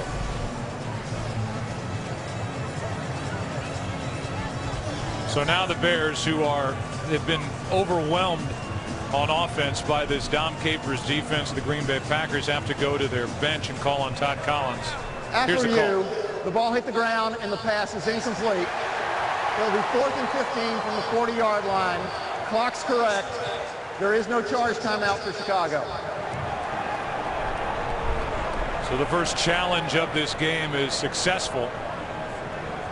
It was challenged by the sideline, and it's Lovie Smith, so a punt will be coming from Chicago. Yeah, tough duty for Todd Collins, who's been on the bench, probably hasn't had much work here over the second half of the season. Probably very little, if any, this week with the #1 unit, and to try to get warm coming off the bench and have success. But a good job defensively by the Packers after the interception there by Urlacher, and going back to the touchdown saving tackle by Aaron Rodgers. So now Maynard will punt it with Tramon Williams waiting for it. Last possession after the interception by Urlacher, just the third in the career of Aaron Rodgers. This one checks up, and Garrett Wolf downfield taps it. Just a 39-yard punt. Here's the touchdown saving tackle by Aaron Rodgers. Now Aaron Rodgers back to the field after the punt, up by 14. A fight here today to represent the NFC in Super Bowl 45 on February 6th in Arlington, Texas. The #6 seed, the Green Bay Packers. They won at Philly. They won at Atlanta. They lead here in Chicago. And James Starks, as a penalty flag flies late. Starks was good for 9, but let's see if it will count. It will not. Holding offense number 63. 10-yard penalty. First down. That's Scott Wells, the center, who's been so good for Green Bay. Right there in the middle, and you're right, he has been good. He's been good all season long. It's Matt Toina that he's called holding. It was a good call there, and really those two inside guys, Scott Wells, Josh Sitton. This is a good offensive line just in general, but those two in particular had excellent season. Chad Clifton representing that group in Hawaii at the Pro Bowl. He's hoping not to be making that trip next week and playing in the Super Bowl, but those two, Wells and Sitton, certainly would have been deserving also. So first down and 17. They fake it to Starks, and the pass is complete to Jennings. And that's good for just a yard. Well, we saw Urlacher get the red zone interception, and now I think it's back up to the Chicago defense to again make something happen. Yeah, you know, we've seen the Packers move the ball against them, but they've had to make some plays. We talked about it. Lovie Smith mentioned it. The takeaways were going to be huge. They've gotten those. They've given the ball to their offense with good field position. They just have not been able to do anything. And you know, how much of that is on the Bears offensively, how much of it on the Packers defensively in the way that they're playing? I think it's a little bit of both. Second down and 16. Rodgers with a good pocket. Finds a man. That's Jennings. He's been busy. Over 100 yards on the day. And a conversion for a first down. 22 yards. Well, I talked about that the inside protection, and you can see it there. Just a good job of the interior guys, and over and over and over you see it when you watch these Packers play. Not often that you see inside pressure, and for a quarterback you can handle the outside stuff, but as long as you have a place to step up or you don't feel threatened right in your face, like we've seen what's happened with Cutler and then Todd Collins, you got a chance. Here's Starks spinning. James Starks picks up a yard. First guy there was Henry Melton defensively for Chicago. Lovie Smith told us when we met with him on Friday, for us to win this game, we need our stars to play like stars. Well, their quarterback is one of their stars, Jay Cutler. So good last week against Seattle. Bears offensively ineffective in the first half, and now it's Todd Collins the rest of the day, it appears. Cutler out with a knee injury. Second and 8. Rodgers ducks down, and a penalty flag flies again. And it's a hold against Green Bay. Holding, offense number 76. 10-yard penalty, second down. That's Chad Clifton. Yeah, I was on the left tackle there, Chad Clifton, and he's trying to slow down Julius Peppers. And you know, initially it looked like the Bears were going to have single coverage on the outside. Aaron Rodgers started to check, and Urlacher, they then checked to a coverage so that they would have some protection on the outside against those receivers, and Rodgers had nowhere to go with the ball even without the holding. So now second and 18.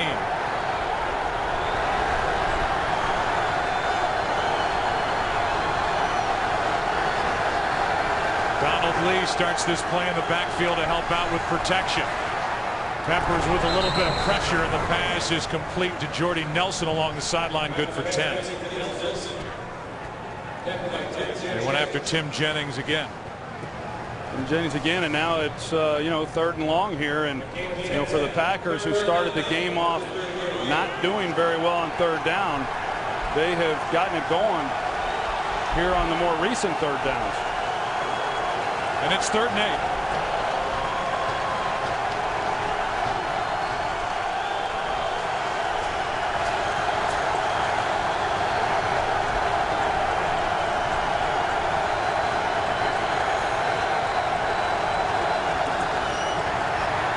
Pressure on Rodgers.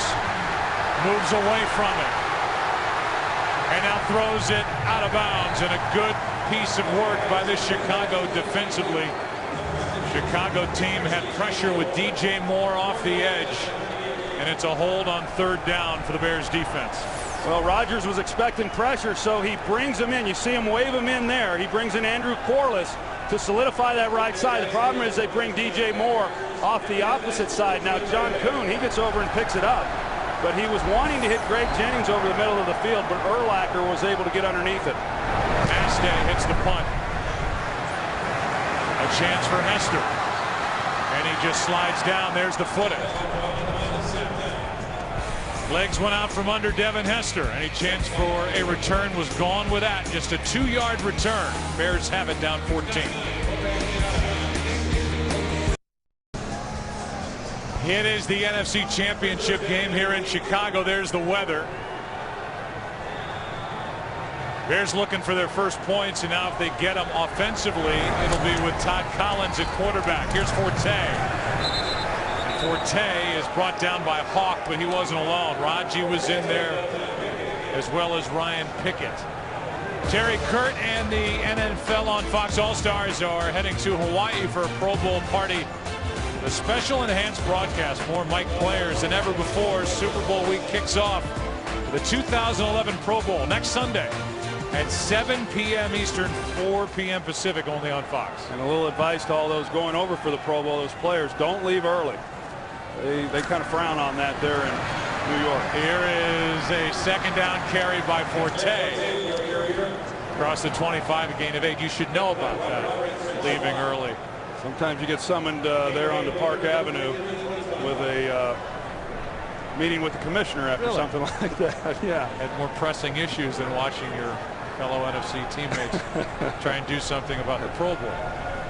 Well, we'll see if Todd Collins can get something going here. And guy, remember a couple years ago there with the Redskins, he did a nice job coming in and took him to the playoffs, played well, but it's been a struggle for him this year. That was back in 07. Hangs on to the ball, and now it's Tramon Williams getting his. They're going to say incomplete. The official walking in from the sideline was about to say interception. He was overruled by the one coming from the middle of the field, trying to get it to Johnny Knox. Let's take a look. Tramon Williams, he gets inside leverage there on Knox. Yeah, ball goes to the ground, but immediately Tramon Williams recognizes the route, jumps inside on Johnny Knox, and he essentially was the receiver, and Knox is just trying to play defense at that point, and that's something that Todd Collins has got to be able to see as a guy in his 16th season. So 2 near interceptions for Todd Collins on the last 2 third downs.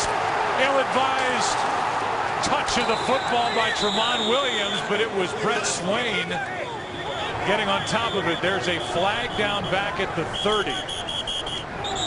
Brett Swain, number 16, was there to save it for Green Bay.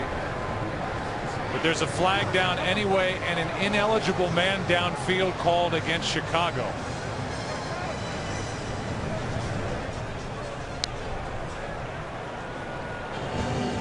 So Terry McCauley, the referee, checks with the sideline of Green Bay. Ineligible man downfield on the kick. Kicking team number 59. 5-yard penalty added to the end of the kick. First down. So they add the penalty to the end of that play. Tino Isamoa was guilty of being downfield. We'll take a break. Green Bay has it, up 14.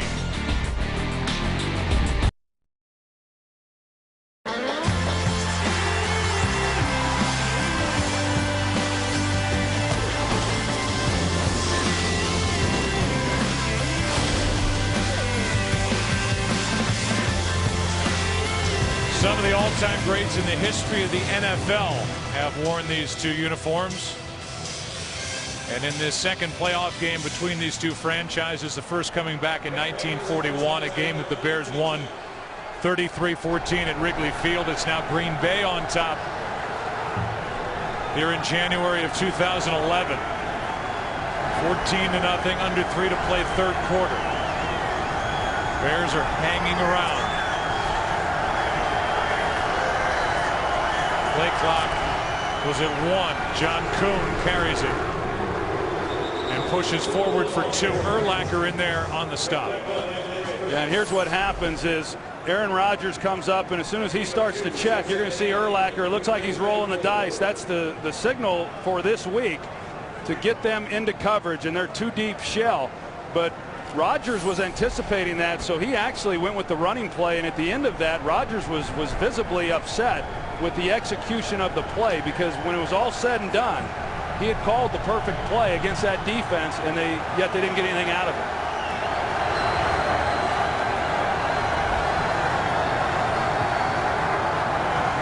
Brandon Jackson in the backfield. He gets it, and Urlacher gets him. A loss of 5. Pretty easy play there for Urlacher when they're unable to get anybody on him. I mean, he's hard enough to stop when you get a blocker, sometimes 2 blockers on him, but when you don't put anybody on him, well, that's a no-brainer. Well, there's some who thought Urlacher was finished in this league. Last year he went out week 1 with a wrist injury, spent the season on IR. He's come back and played brilliantly right in the middle for Chicago. And a big reason why this defense was as good as they were all year. 3rd down and 13. Bears need a stop. Rodgers throws incomplete. Pass intended for Andrew Quarles. And it's 4th down. Yeah, you can tell that Aaron Rodgers, I mean, he's a pretty demonstrative guy out there on the field. And, you know, players, when you talk to his teammates, he expects a lot. He expects everything to be executed at a certain level. And clearly he was expecting something far different from what Corliss gave him.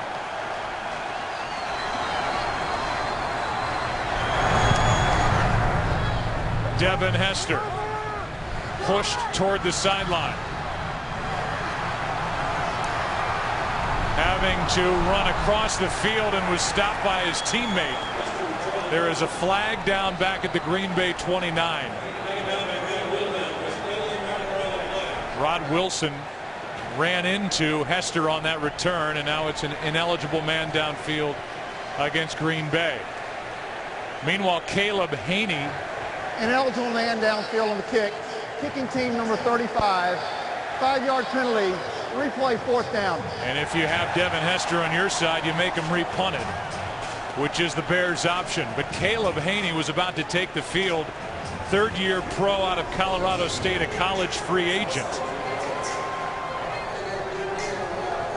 At quarterback, as Todd Collins has struggled and nearly thrown 2 picks the last 2 times the Bears have had it. Yeah, let me just say this, Joe, about what's about to happen is special teams coaches, Sean Slocum in this one for the Green Bay Packers, they get a little nervous when all of a sudden you have to punt on back-to-back plays like we're about to see because of the penalty. And so now you've got a coverage unit with the Packers that is a little bit tired, but Devin Hester is not back there to make the return. Instead, it's Earl Bennett.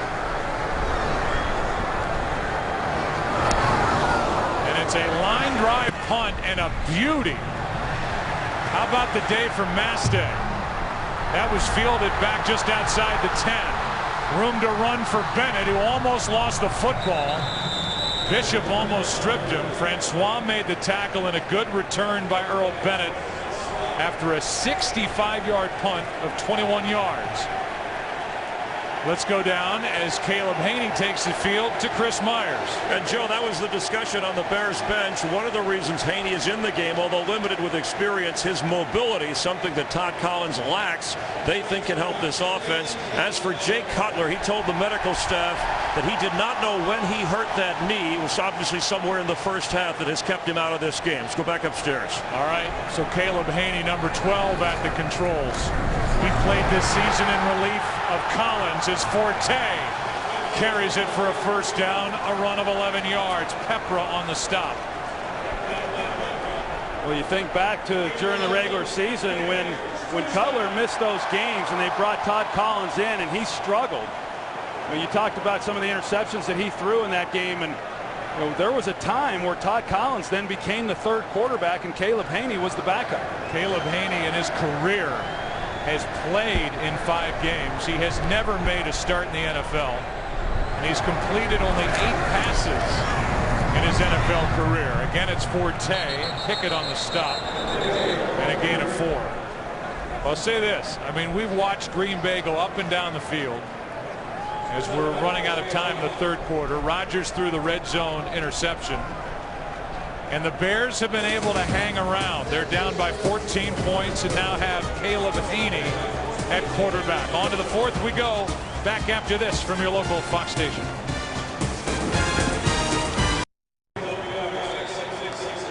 As you look at the numbers through 3 quarters, realize that because Caleb Haney came in the 3rd quarter instead of the 4th, he started this game as the 3rd quarterback. Todd Collins and Jay Cutler cannot come back into this game as Forte stiff arms Desmond Bishop, picks up a 1st down and 8 yards. So right now it's Caleb Haney.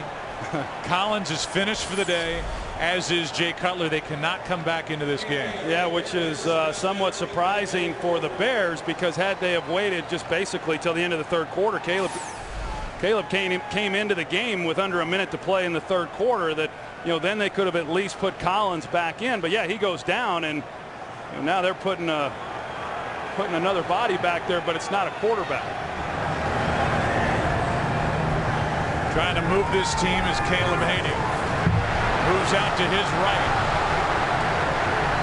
and he was hit hard by A.J. Hawk. A gain of 2. We heard from the sideline and Chris Myers that Cutler doesn't know exactly when he got hurt. There's blood on that right elbow. It was a knee injury. I've been checking that out since the first half. Been riding the bike trying to get loose. He was under pressure by this Green Bay Packers defense, and that's the end of his day. 6 of 14. 2nd and 8. Here is Forte. Hawk can't bring him down from behind, and Matt Forte picks up 11. Well, we've seen the Packers for much of this game. They've been playing with 5 defensive backs, 2 down linemen. And what usually happens then when an offense starts to run the ball and have some success against them, you'd see Dom Capers go with an extra down lineman to try to shore up the run defense. We've seen a couple of times now with Caleb Haney at quarterback, they've been able to get a couple of good runs with Matt Forte. You see all that pre-snap shifting by Chicago. Sign of a Mike Martz offense. As Chester Taylor runs into Clay Matthews. But as you talk about Mike Martz, Troy, you said it earlier, this is not the typical Mike Martz offense. They're just limited with what they can do. And now they seem really limited with Caleb Haney in the game, handing off a lot. Martz, you think, throw it, move the ball, move the chains, and now this is basically a running offense. Well, and it's pretty much was that over the second half of the season. No one ran the ball more than the Bears in the second half of the year, and that's what they had to do. But yeah, he's trying to protect the young quarterback right now. There's no question. 2nd down and 13. He's going to have to put it up. Haney throws and completes. Knox. Johnny Knox is forced out of bounds inside the 1. Well, man coverage, good route by Johnny Knox. You're going to see he runs a little bit of a pivot route here. He comes out, but the ball's then got to be placed in the right spot. And because it's on the money, it allows Johnny Knox to make the catch, but more importantly, run after he gets it into his hands. Perfectly placed ball by Caleb Haney.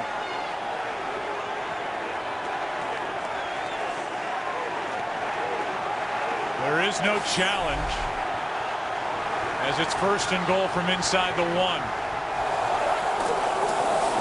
Handoff. Touchdown, Chester Taylor.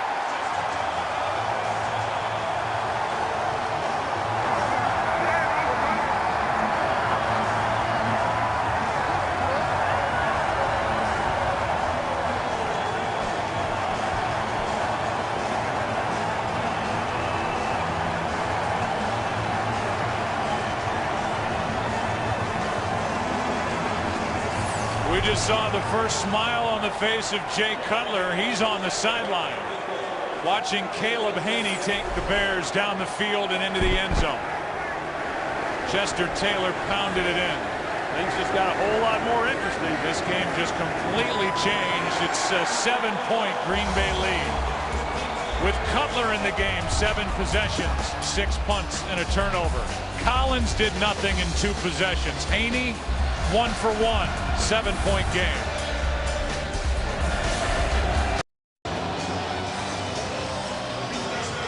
Some of the snapshots from outside Soldier Field on this frigid day in Chicago. Big catch on that 8-play drive by Johnny Knox. Touchdown run by Chester Taylor. Now everybody bunches up as Gold kicks it deep. It takes a bounce and sits up for Starks. And James Starks is out to the 24. Here's the big completion to Johnny Knox from Caleb Haney. Well, just a great throw by Caleb Haney. He threw it with great confidence there, too. Just 2 attempts there on that possession for Caleb Haney, but he completed both of them.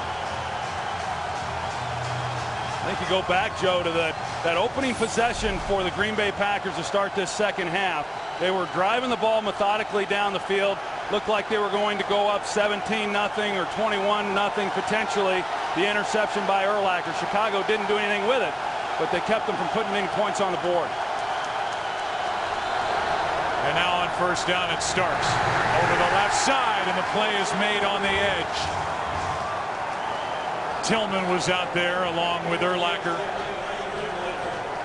No gain. Well, the game was pretty easy to play there with a 14-point lead. The way that the Packers had been playing defensively, there was no real urgency. Didn't have to be on the offensive side of the ball for the Packers. All of a sudden now the crowd's back in. It's a one-possession game. The Bears were able to successfully put all the pressure right back on the Packers.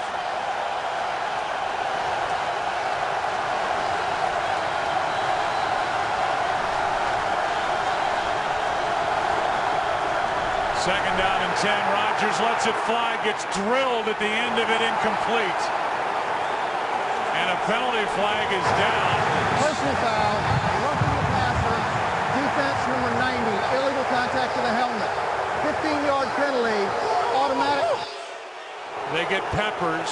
Here's a guy, Aaron Rodgers, who's had 2 concussions this year.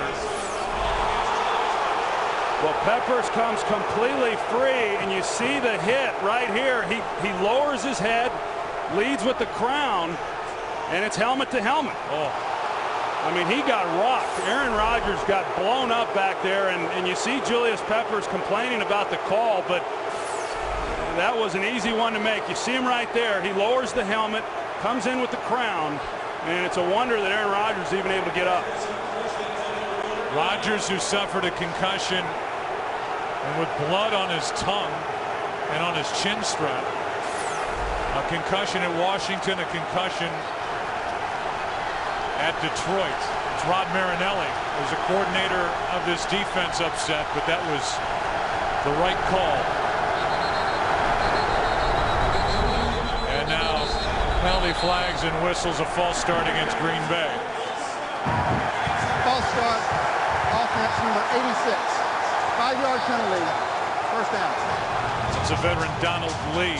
It was smart on Mike McCarthy's part because he put Donald Lee over there to give help to the left side, because right now Julius Peppers is on a mission. When you talk about a guy who is hot, I agree with you, Joe. That was absolutely the right call. You know, if you don't like the call, Peppers didn't like it, Marinelli didn't like it, you just don't like the rule because the officials just enforced the rule. But whoever right now is having to block this man, they're going to have their hands full.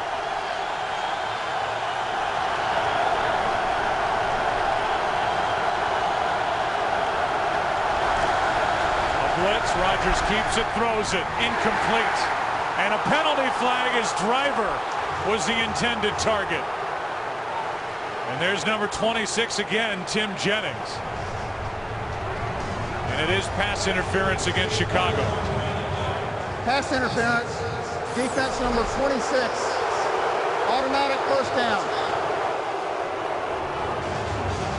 Jim Jennings has been the starter since week 4. Zach Bowman lost his starting job out at corner after the Bears played Green Bay here in week 3. We've seen the Packers now run that route a couple different times, whether it was with Driver or Greg Jennings. It's a very difficult play to stop. Jennings anticipated it coming, but you just can't make a play on it without then going through the offensive player.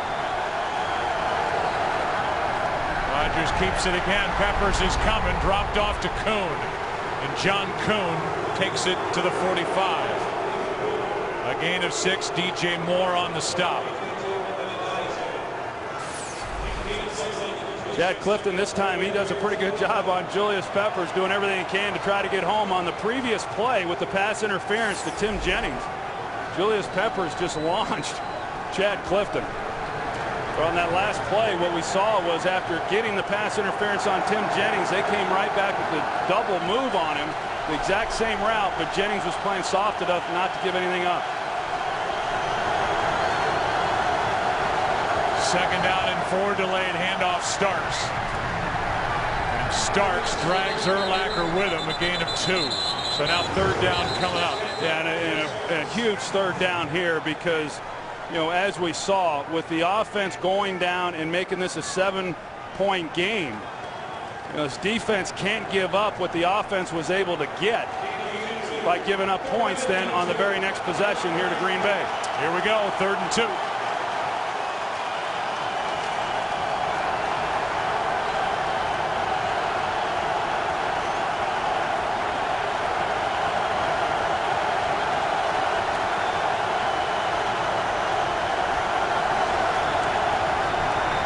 Rodgers, quick throw, Corliss, incomplete.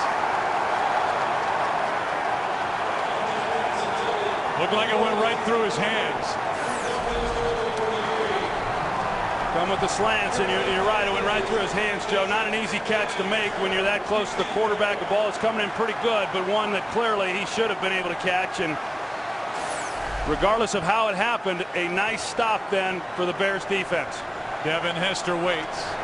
Mastay, who's had a good game, end over end, hangs it high, and it is in play and tapped down inside the 5 by Jared Bush.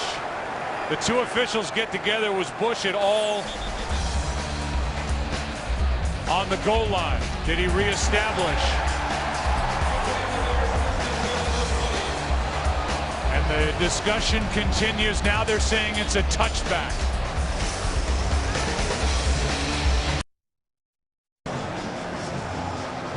You can see Aaron Rodgers, maybe you can't right now. We could a moment ago bit his lip on that hit by Julius Peppers. Jared Bush did not reestablish his feet in the field of play before he touched that punt, so it's a touchback. And Chicago starts at the 20, and they hand it to Matt Forte. The first guy there was A.J. Hawk. No gain, and we go back to that punt and watch the feet. Jared Bush on the goal line, and now he's got to reestablish both feet before he touches the football, and he did not. So it's 2nd and 10. And if you're Green Bay, Troy, I mean, you have to load up, expect the run, and be more surprised by the pass. Well, you're right, and because of that, on that first down play, we saw the Packers go to their 3 down defensive linemen to shore up the run defense. Here is a throw from Haney. Maybe he gets hit by B.J. Raji, the nose guard, who got his hands up and got him on the body of Caleb Haney. It's now 3rd and 10. B.J. Raji, I mean, another one of those big bodies that's able to get pressure then on a quarterback, and I think that's one of the things that is kind of overlooked with this Packers defense. Yeah, they get pressure on the outside with their linebackers, Clay Matthews, but they're also able to generate some inside pressure, whether it be B.J. Raji or, as we've seen throughout this game, with Cullen Jenkins.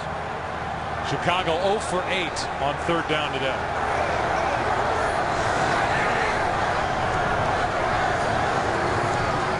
Coming off the edge is Shields, and this one is thrown out of bounds. Shields with pressure. Bishop was in there as well, and it's 3 and out by the Bears on offense. Yeah, and if you look at their 3rd downs now, 0 for 9 on the game. You know, they've all been long down situations, 3rd and long. That was close there. You see Sam Shields, he holds up. But it's hard. It's a hard down to convert on anyway. But when you're looking at 3rd and long all afternoon the way the Bears have, it's impossible. So now Maynard to punt. Tramon Williams waits for it.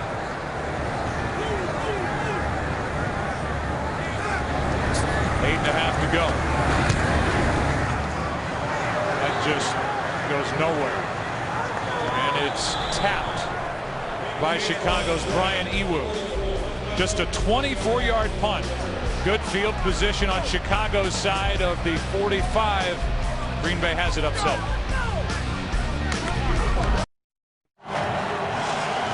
The winner of this game wins the George S. Hallis Trophy, wins the NFC, and has the opportunity to win the Lombardi Trophy.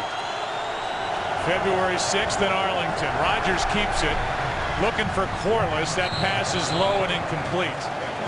2nd and 10. Tillman with coverage out there. Green Bay Packers trying to become the first number 6 seed out of the NFC to make it to the Super Bowl. So the right idea there by Mike McCarthy on the call. You know, if you're the Bears, you're expecting the Packers to come out and run it, try to take some time off the clock, get in field goal position. You know, the Packers have got to believe that if they can extend this back to a 2-possession game, they're in really good shape. They run the play action, just fail to complete the pass. Quick throw, Jennings. Got inside Tillman, and Jennings has 9. 3rd and 1. Now, typically during the season, John Kuhn takes over on 3rd and 1. He was 9 for 10 converting on 3rd and 1 during the regular year. We'll see how Mike McCarthy, the play caller and head coach, wants to play it. Starks and Kuhn are in the offensive huddle.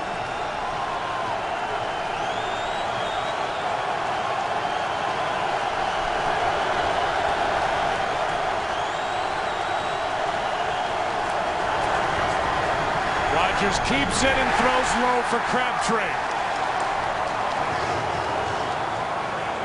So with 7.5 to go, it's a 4th down for Green Bay. Well, you got to credit Adonijay for that play there, because Adonijay comes up the field and he at least forces Rodgers to get the ball out quicker than what he wanted. Crabtree open on the route, and a ball that still you see Aaron Rodgers make all the time, but enough pressure by Adonijay forces a poor throw, and a great stop, great defensive series there for Chicago.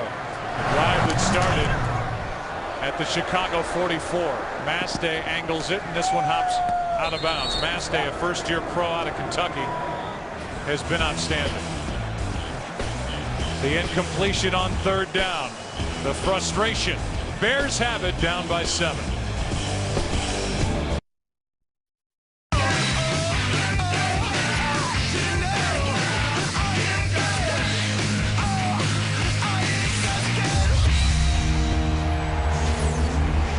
Along with producer Richie Zients and director Rich Russo, that's Jared Bush, best special teams player for Green Bay, took a shot at the end of that punt.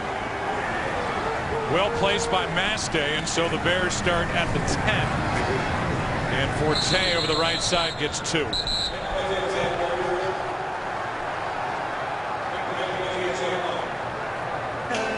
Super Bowl Sunday, going to be a good night for the Bridgestone Super Bowl 45 halftime show starring the Black Eyed Peas, Sunday, February 6th, only on Fox. Will it be Green Bay? Will it be Chicago?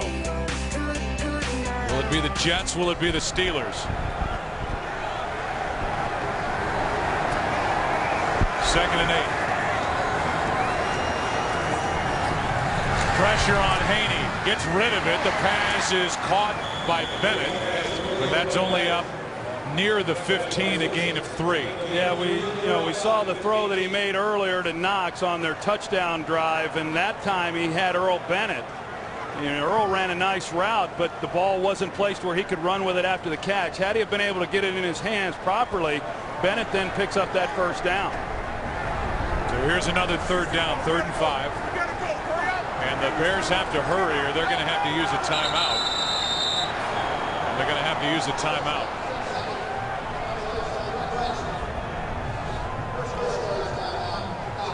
The interesting thing in this game coming in, all the talk about Aaron Rodgers, the offense. We were there when they played in Atlanta and rolled up the Atlanta Falcons. When Aaron Rodgers isn't Aaron Rodgers and the offense isn't doing it, they have the ability to rely on Dom Capers and this defense to get the job done, and that's what's going on right now.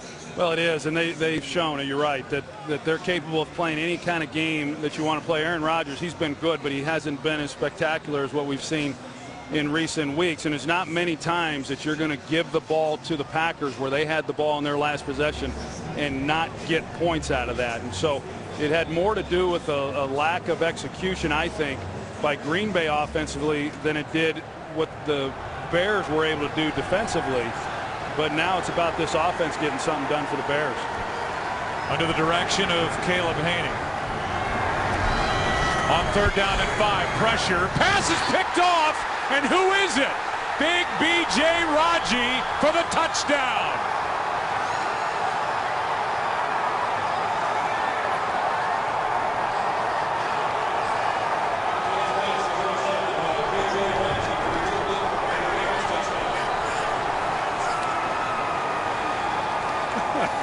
B.J. Raji, 338 pounds, stepped in front of that pass. What's he even doing in that position to make the interception? Well, they run a zone blitz, and they drop B.J. Raji. He's dropping into coverage. Normally, that guy is just going to occupy some space, but B.J. Raji looked like he had been studying a little film and knew exactly where to go. Not only did he know where to go, but he knew how to celebrate. And it's the first career touchdown on the heels of the first career interception for B.J. Raji. There he is, right in the middle. He starts up like he's on the rush, and then he drops underneath. Now, he doesn't just drop straight back. He drops out expecting the slant route. Look at him there. You know, when he lines up at fullback, and blocks down around the goal line, he says that the Bears had the fridge, I'm the freezer.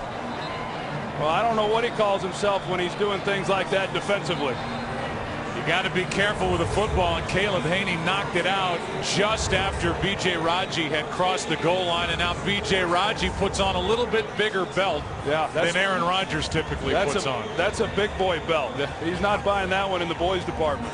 And so there's Aaron Rodgers, who leaps over on the sideline, and it's been a frustrating day with a quarterback rating in the 50s. But here's a guy in Aaron Rodgers watching big number 90, B.J. Raji, who we had a chance to talk to yesterday. Real engaging guy, went to college at Boston College.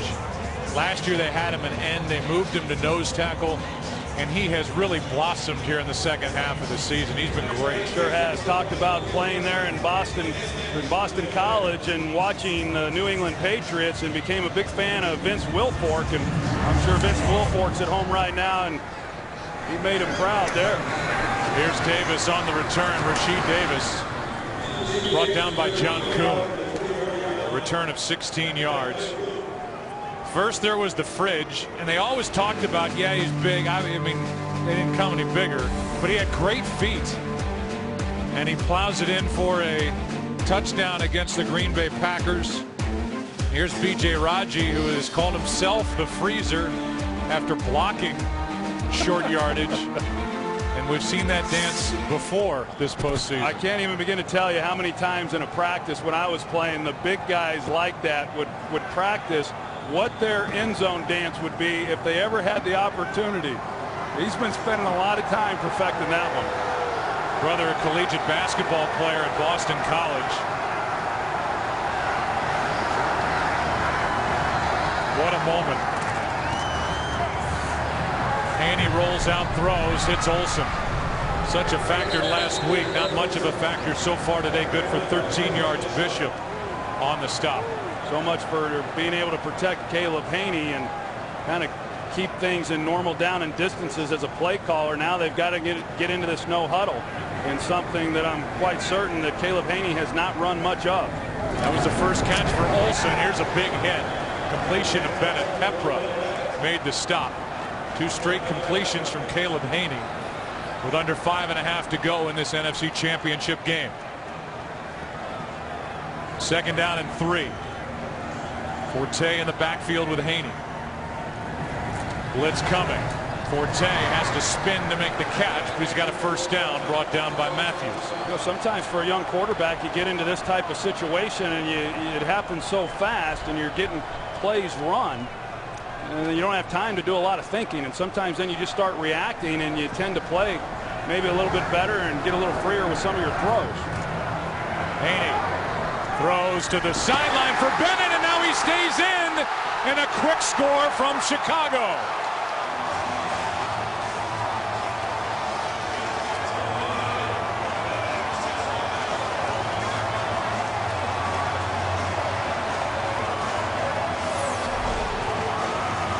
Bennett, he runs a corner route, and he's running it against Charles Woodson, and they've had success with that. Now you saw Nick Collins come over the top, and he should have been able to make the play to at least keep Bennett from getting into the end zone. You know, not much of an effort there by Nick Collins, but a great throw by Caleb Haney, making it happen. That touchdown drive took 81 seconds, and so Chicago's still in it. Down by 7 with 4:43 left in the game.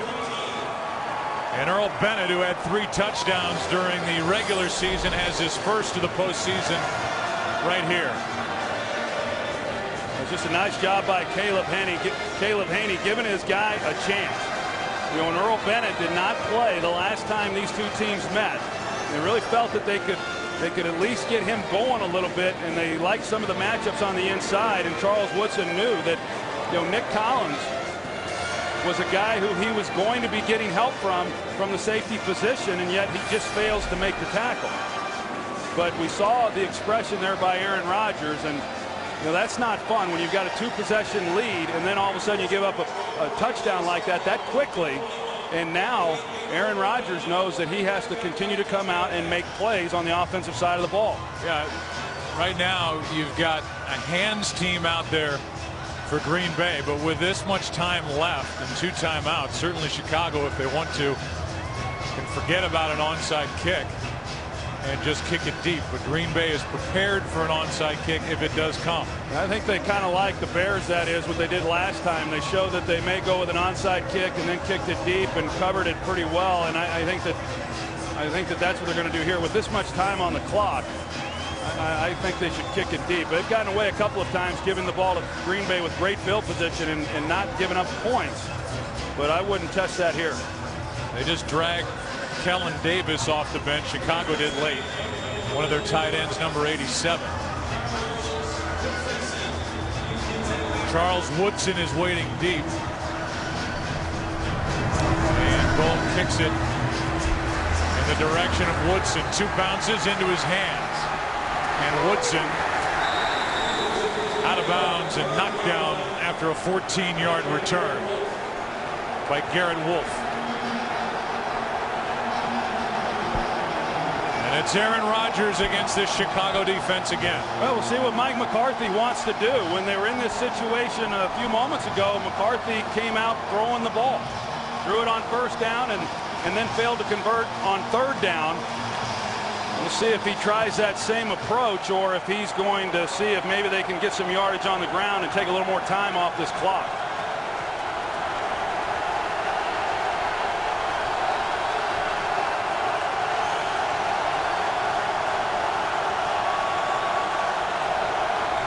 They do hand it off to Starks. And Corey Graham came in to make the stop. Tim Jennings was there as well.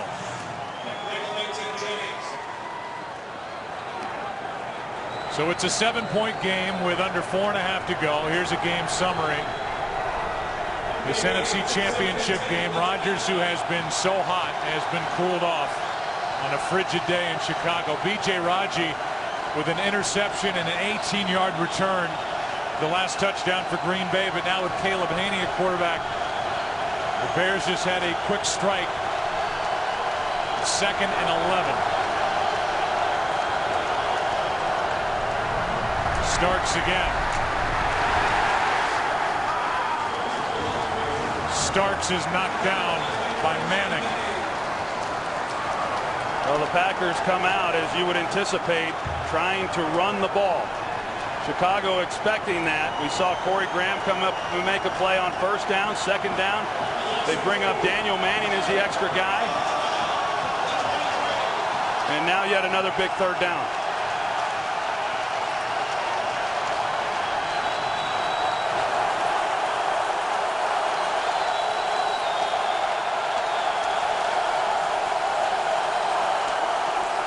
Peppers coming off the edge. Aaron Rodgers nowhere to go except down. Briggs on the stop. And it's 3 and out. We've seen Briggs make a few plays in this ball game. Here he is. He's going to be in coverage. He's covering John Kuhn, but he keeps his eyes into the backfield. So while he's in coverage, he's anticipating that there's a chance that Rodgers may scramble, and he was there then to pick it up. So now Devin Hester is waiting deep for Chicago with Mastay, who's been good so far. In a game like this, you're only as good as your last punt with somebody like Hester waiting. And Mastay hits a booming punt, driving Hester back, looking for a block, and Devin Hester won't go far. Brandon Underwood downfield to cover it, and that was well executed by this Green Bay punt team. 56-yard punt, just a 9-yard return. Again, the Bears have never won a postseason game when trailing by more than 7. They trailed by 14. It was 14-0 at the half. 2 timeouts left, plenty of time. 2 minutes 53 seconds starting at their own 29. Haven't seen a lot of blitzes from Dom Capers here in the second half. Young quarterback, just under 3 minutes to play, 1 possession lead. We'll see if he comes after the young guy. Haney gets away from one. That pass was in and out of the hands of Forte. Incomplete. V.J. Raji, who has that interception for a touchdown with pressure on Caleb Haney. Well, he did too. You don't have to bring extra defenders when you're getting the pressure that B.J. Raji got on that last play.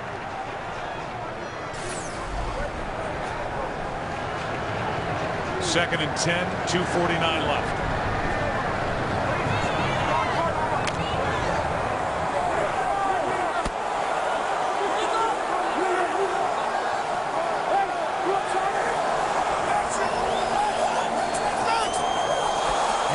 Juggled the snap, throws to Forte, who's wrapped up immediately by Nick Collins. Play got off to an odd start right from the snap, and this one was high, a bobble,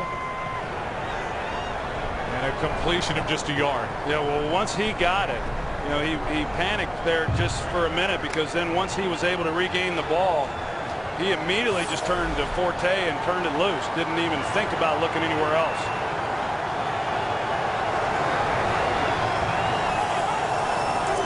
Blitz coming off the edge. Haney steps up, throws, and completes to Olsen for the first down.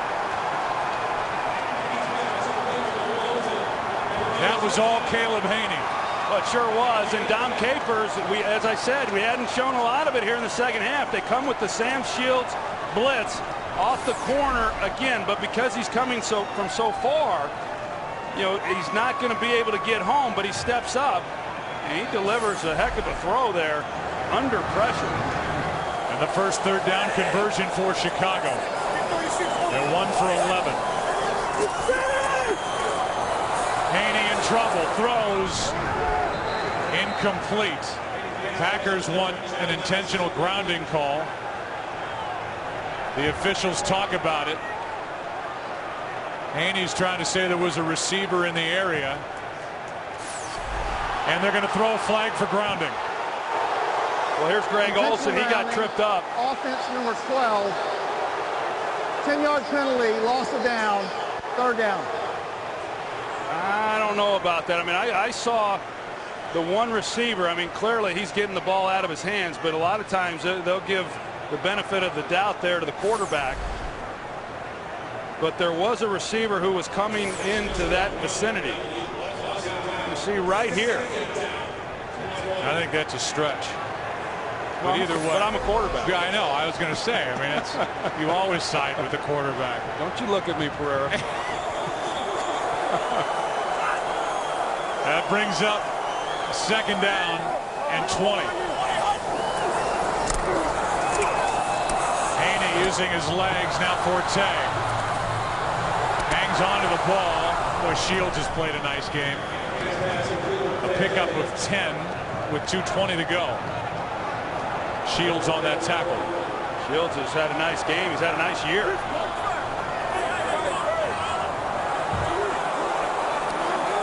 Just 3 men up front defensively for Green Bay, including Clay Matthews.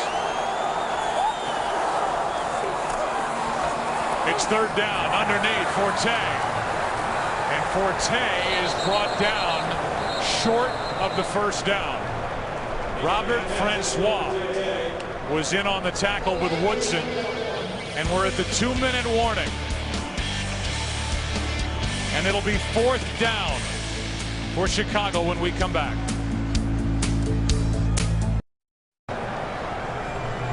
The Chicago Bears during the regular season were 13 of 27 on either 3rd and 1 or 4th and 1. There is no bigger 4th and 1 than this. A chance to keep their hopes alive. Down by 7.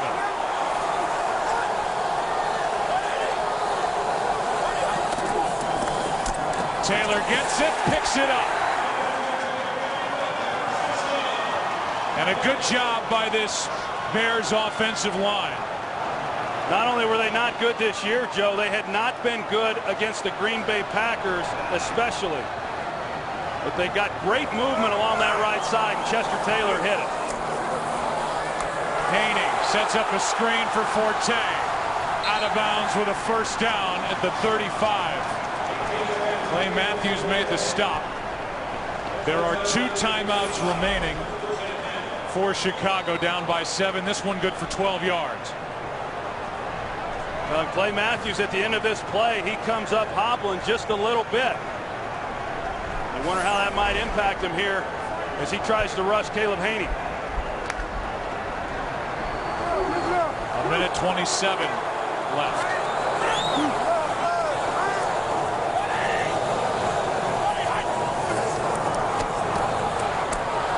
Haney buys some time and now throws it out of bounds outside the pocket, getting it past the line of scrimmage with pressure from Cullen Jenkins, B.J. Raji, and 2nd and 10. I'll tell you, Caleb Haney, he's been impressive. I don't know what's going to happen here over the next minute and 21 seconds, but Caleb Haney has played exceptionally well, and he's made good decisions as well. The interception to B.J. Raji, just a simple thing where he doesn't see the guy, but overall he has made good decisions and has thrown the ball extremely well. I got you covered, JJ.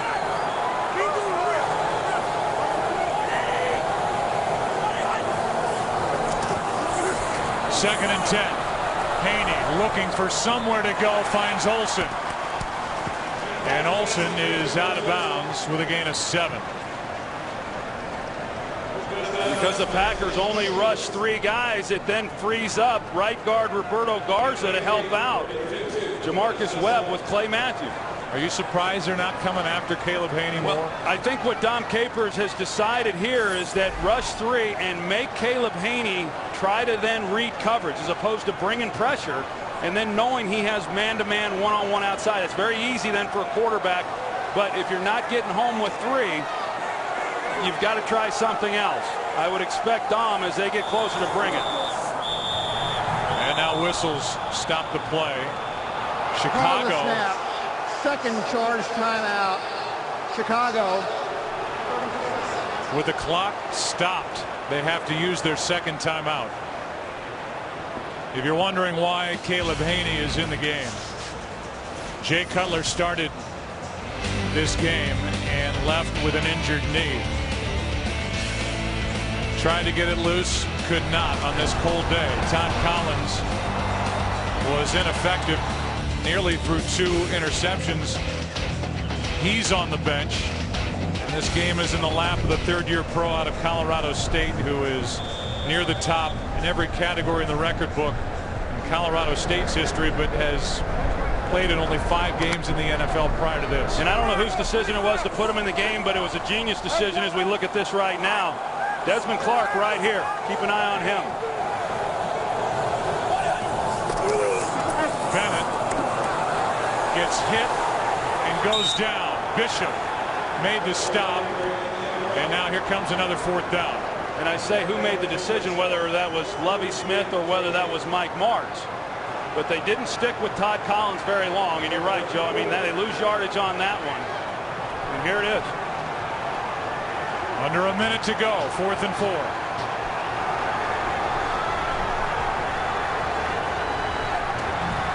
Haney over the middle, picked off by Shields. And Shields takes it the other way. The Green Bay Packers are going to ride to the Super Bowl on that.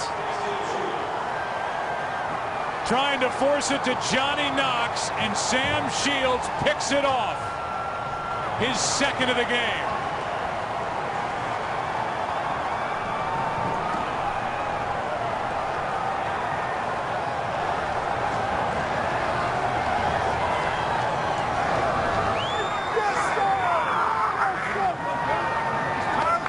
Got one just before the half, and now with under a minute to play, Shields, who was a college free agent, had played 1 year of corner into this year, and with his speed and ball skills has really lifted this Green Bay secondary. Yeah, and he's really the reason why the Packers have been able to do all the things that they've been able to do within their defensive schemes this year. He and Tramon Williams has given Dom Capers tremendous flexibility within that defense.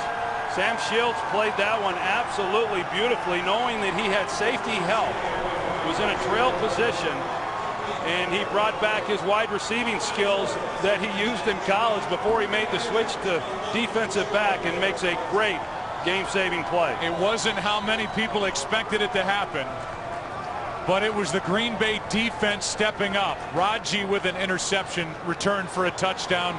Shields with 2 big picks. And the winner of the George S. Hallis Trophy, the Green Bay Packers, the first number 6 seed from the NFC to make it to the Super Bowl. Green Bay in it for the first time since '98. They won it in '97 with Brett Favre at quarterback, and now they go there with Aaron Rodgers. As Caleb Haney threw it, Shields made the play, and the Green Bay Packers on the road against their rival, a team they've played for 90 years, with Mike McCarthy begging Sam Shields to get down. The Green Bay Packers beat their rival, and off to the Super Bowl they go. Off they go, and we talked about it coming into the postseason play, Joe. You know, there wasn't a hotter quarterback really in the league. Maybe Tom Brady, but certainly not in the NFC. And they ride the hot hand of Aaron Rodgers. Today they ride that defensive play. And off they go to Arlington, Texas for Super Bowl 45. It's the 5th Super Bowl in team history. They have 12 titles. And the Green Bay Packers are the 2010 NFC champions. And they've done it on the road at Philadelphia, at Atlanta, and now here against their rival, the Chicago Bears. What a game. Let's go down to the field. Pam Oliver, Aaron Rodgers. Well, first up, you're heading to the Super Bowl. It's a dream come true. It's an incredible feeling. I'm lost for words. I know you're self-critical, but can you see the forest for the trees on this one? You know what? You got to give credit to our defense. I didn't play my best game. They had a good plan for us. They stopped us. You know, we just had enough points on offense, and BJ had a big touchdown catch. Incredible. And the lips okay? Yeah, I'm all right. All right. Back to you, Joe. Aaron Rodgers gets to go celebrate. Thank you, Pam. Talk about celebrate. BJ Raji, 338 pounds, took it in. A big score. The last points put up by the Green Bay Packers. They win by those 7 points. The AT&T postgame show coming up after this.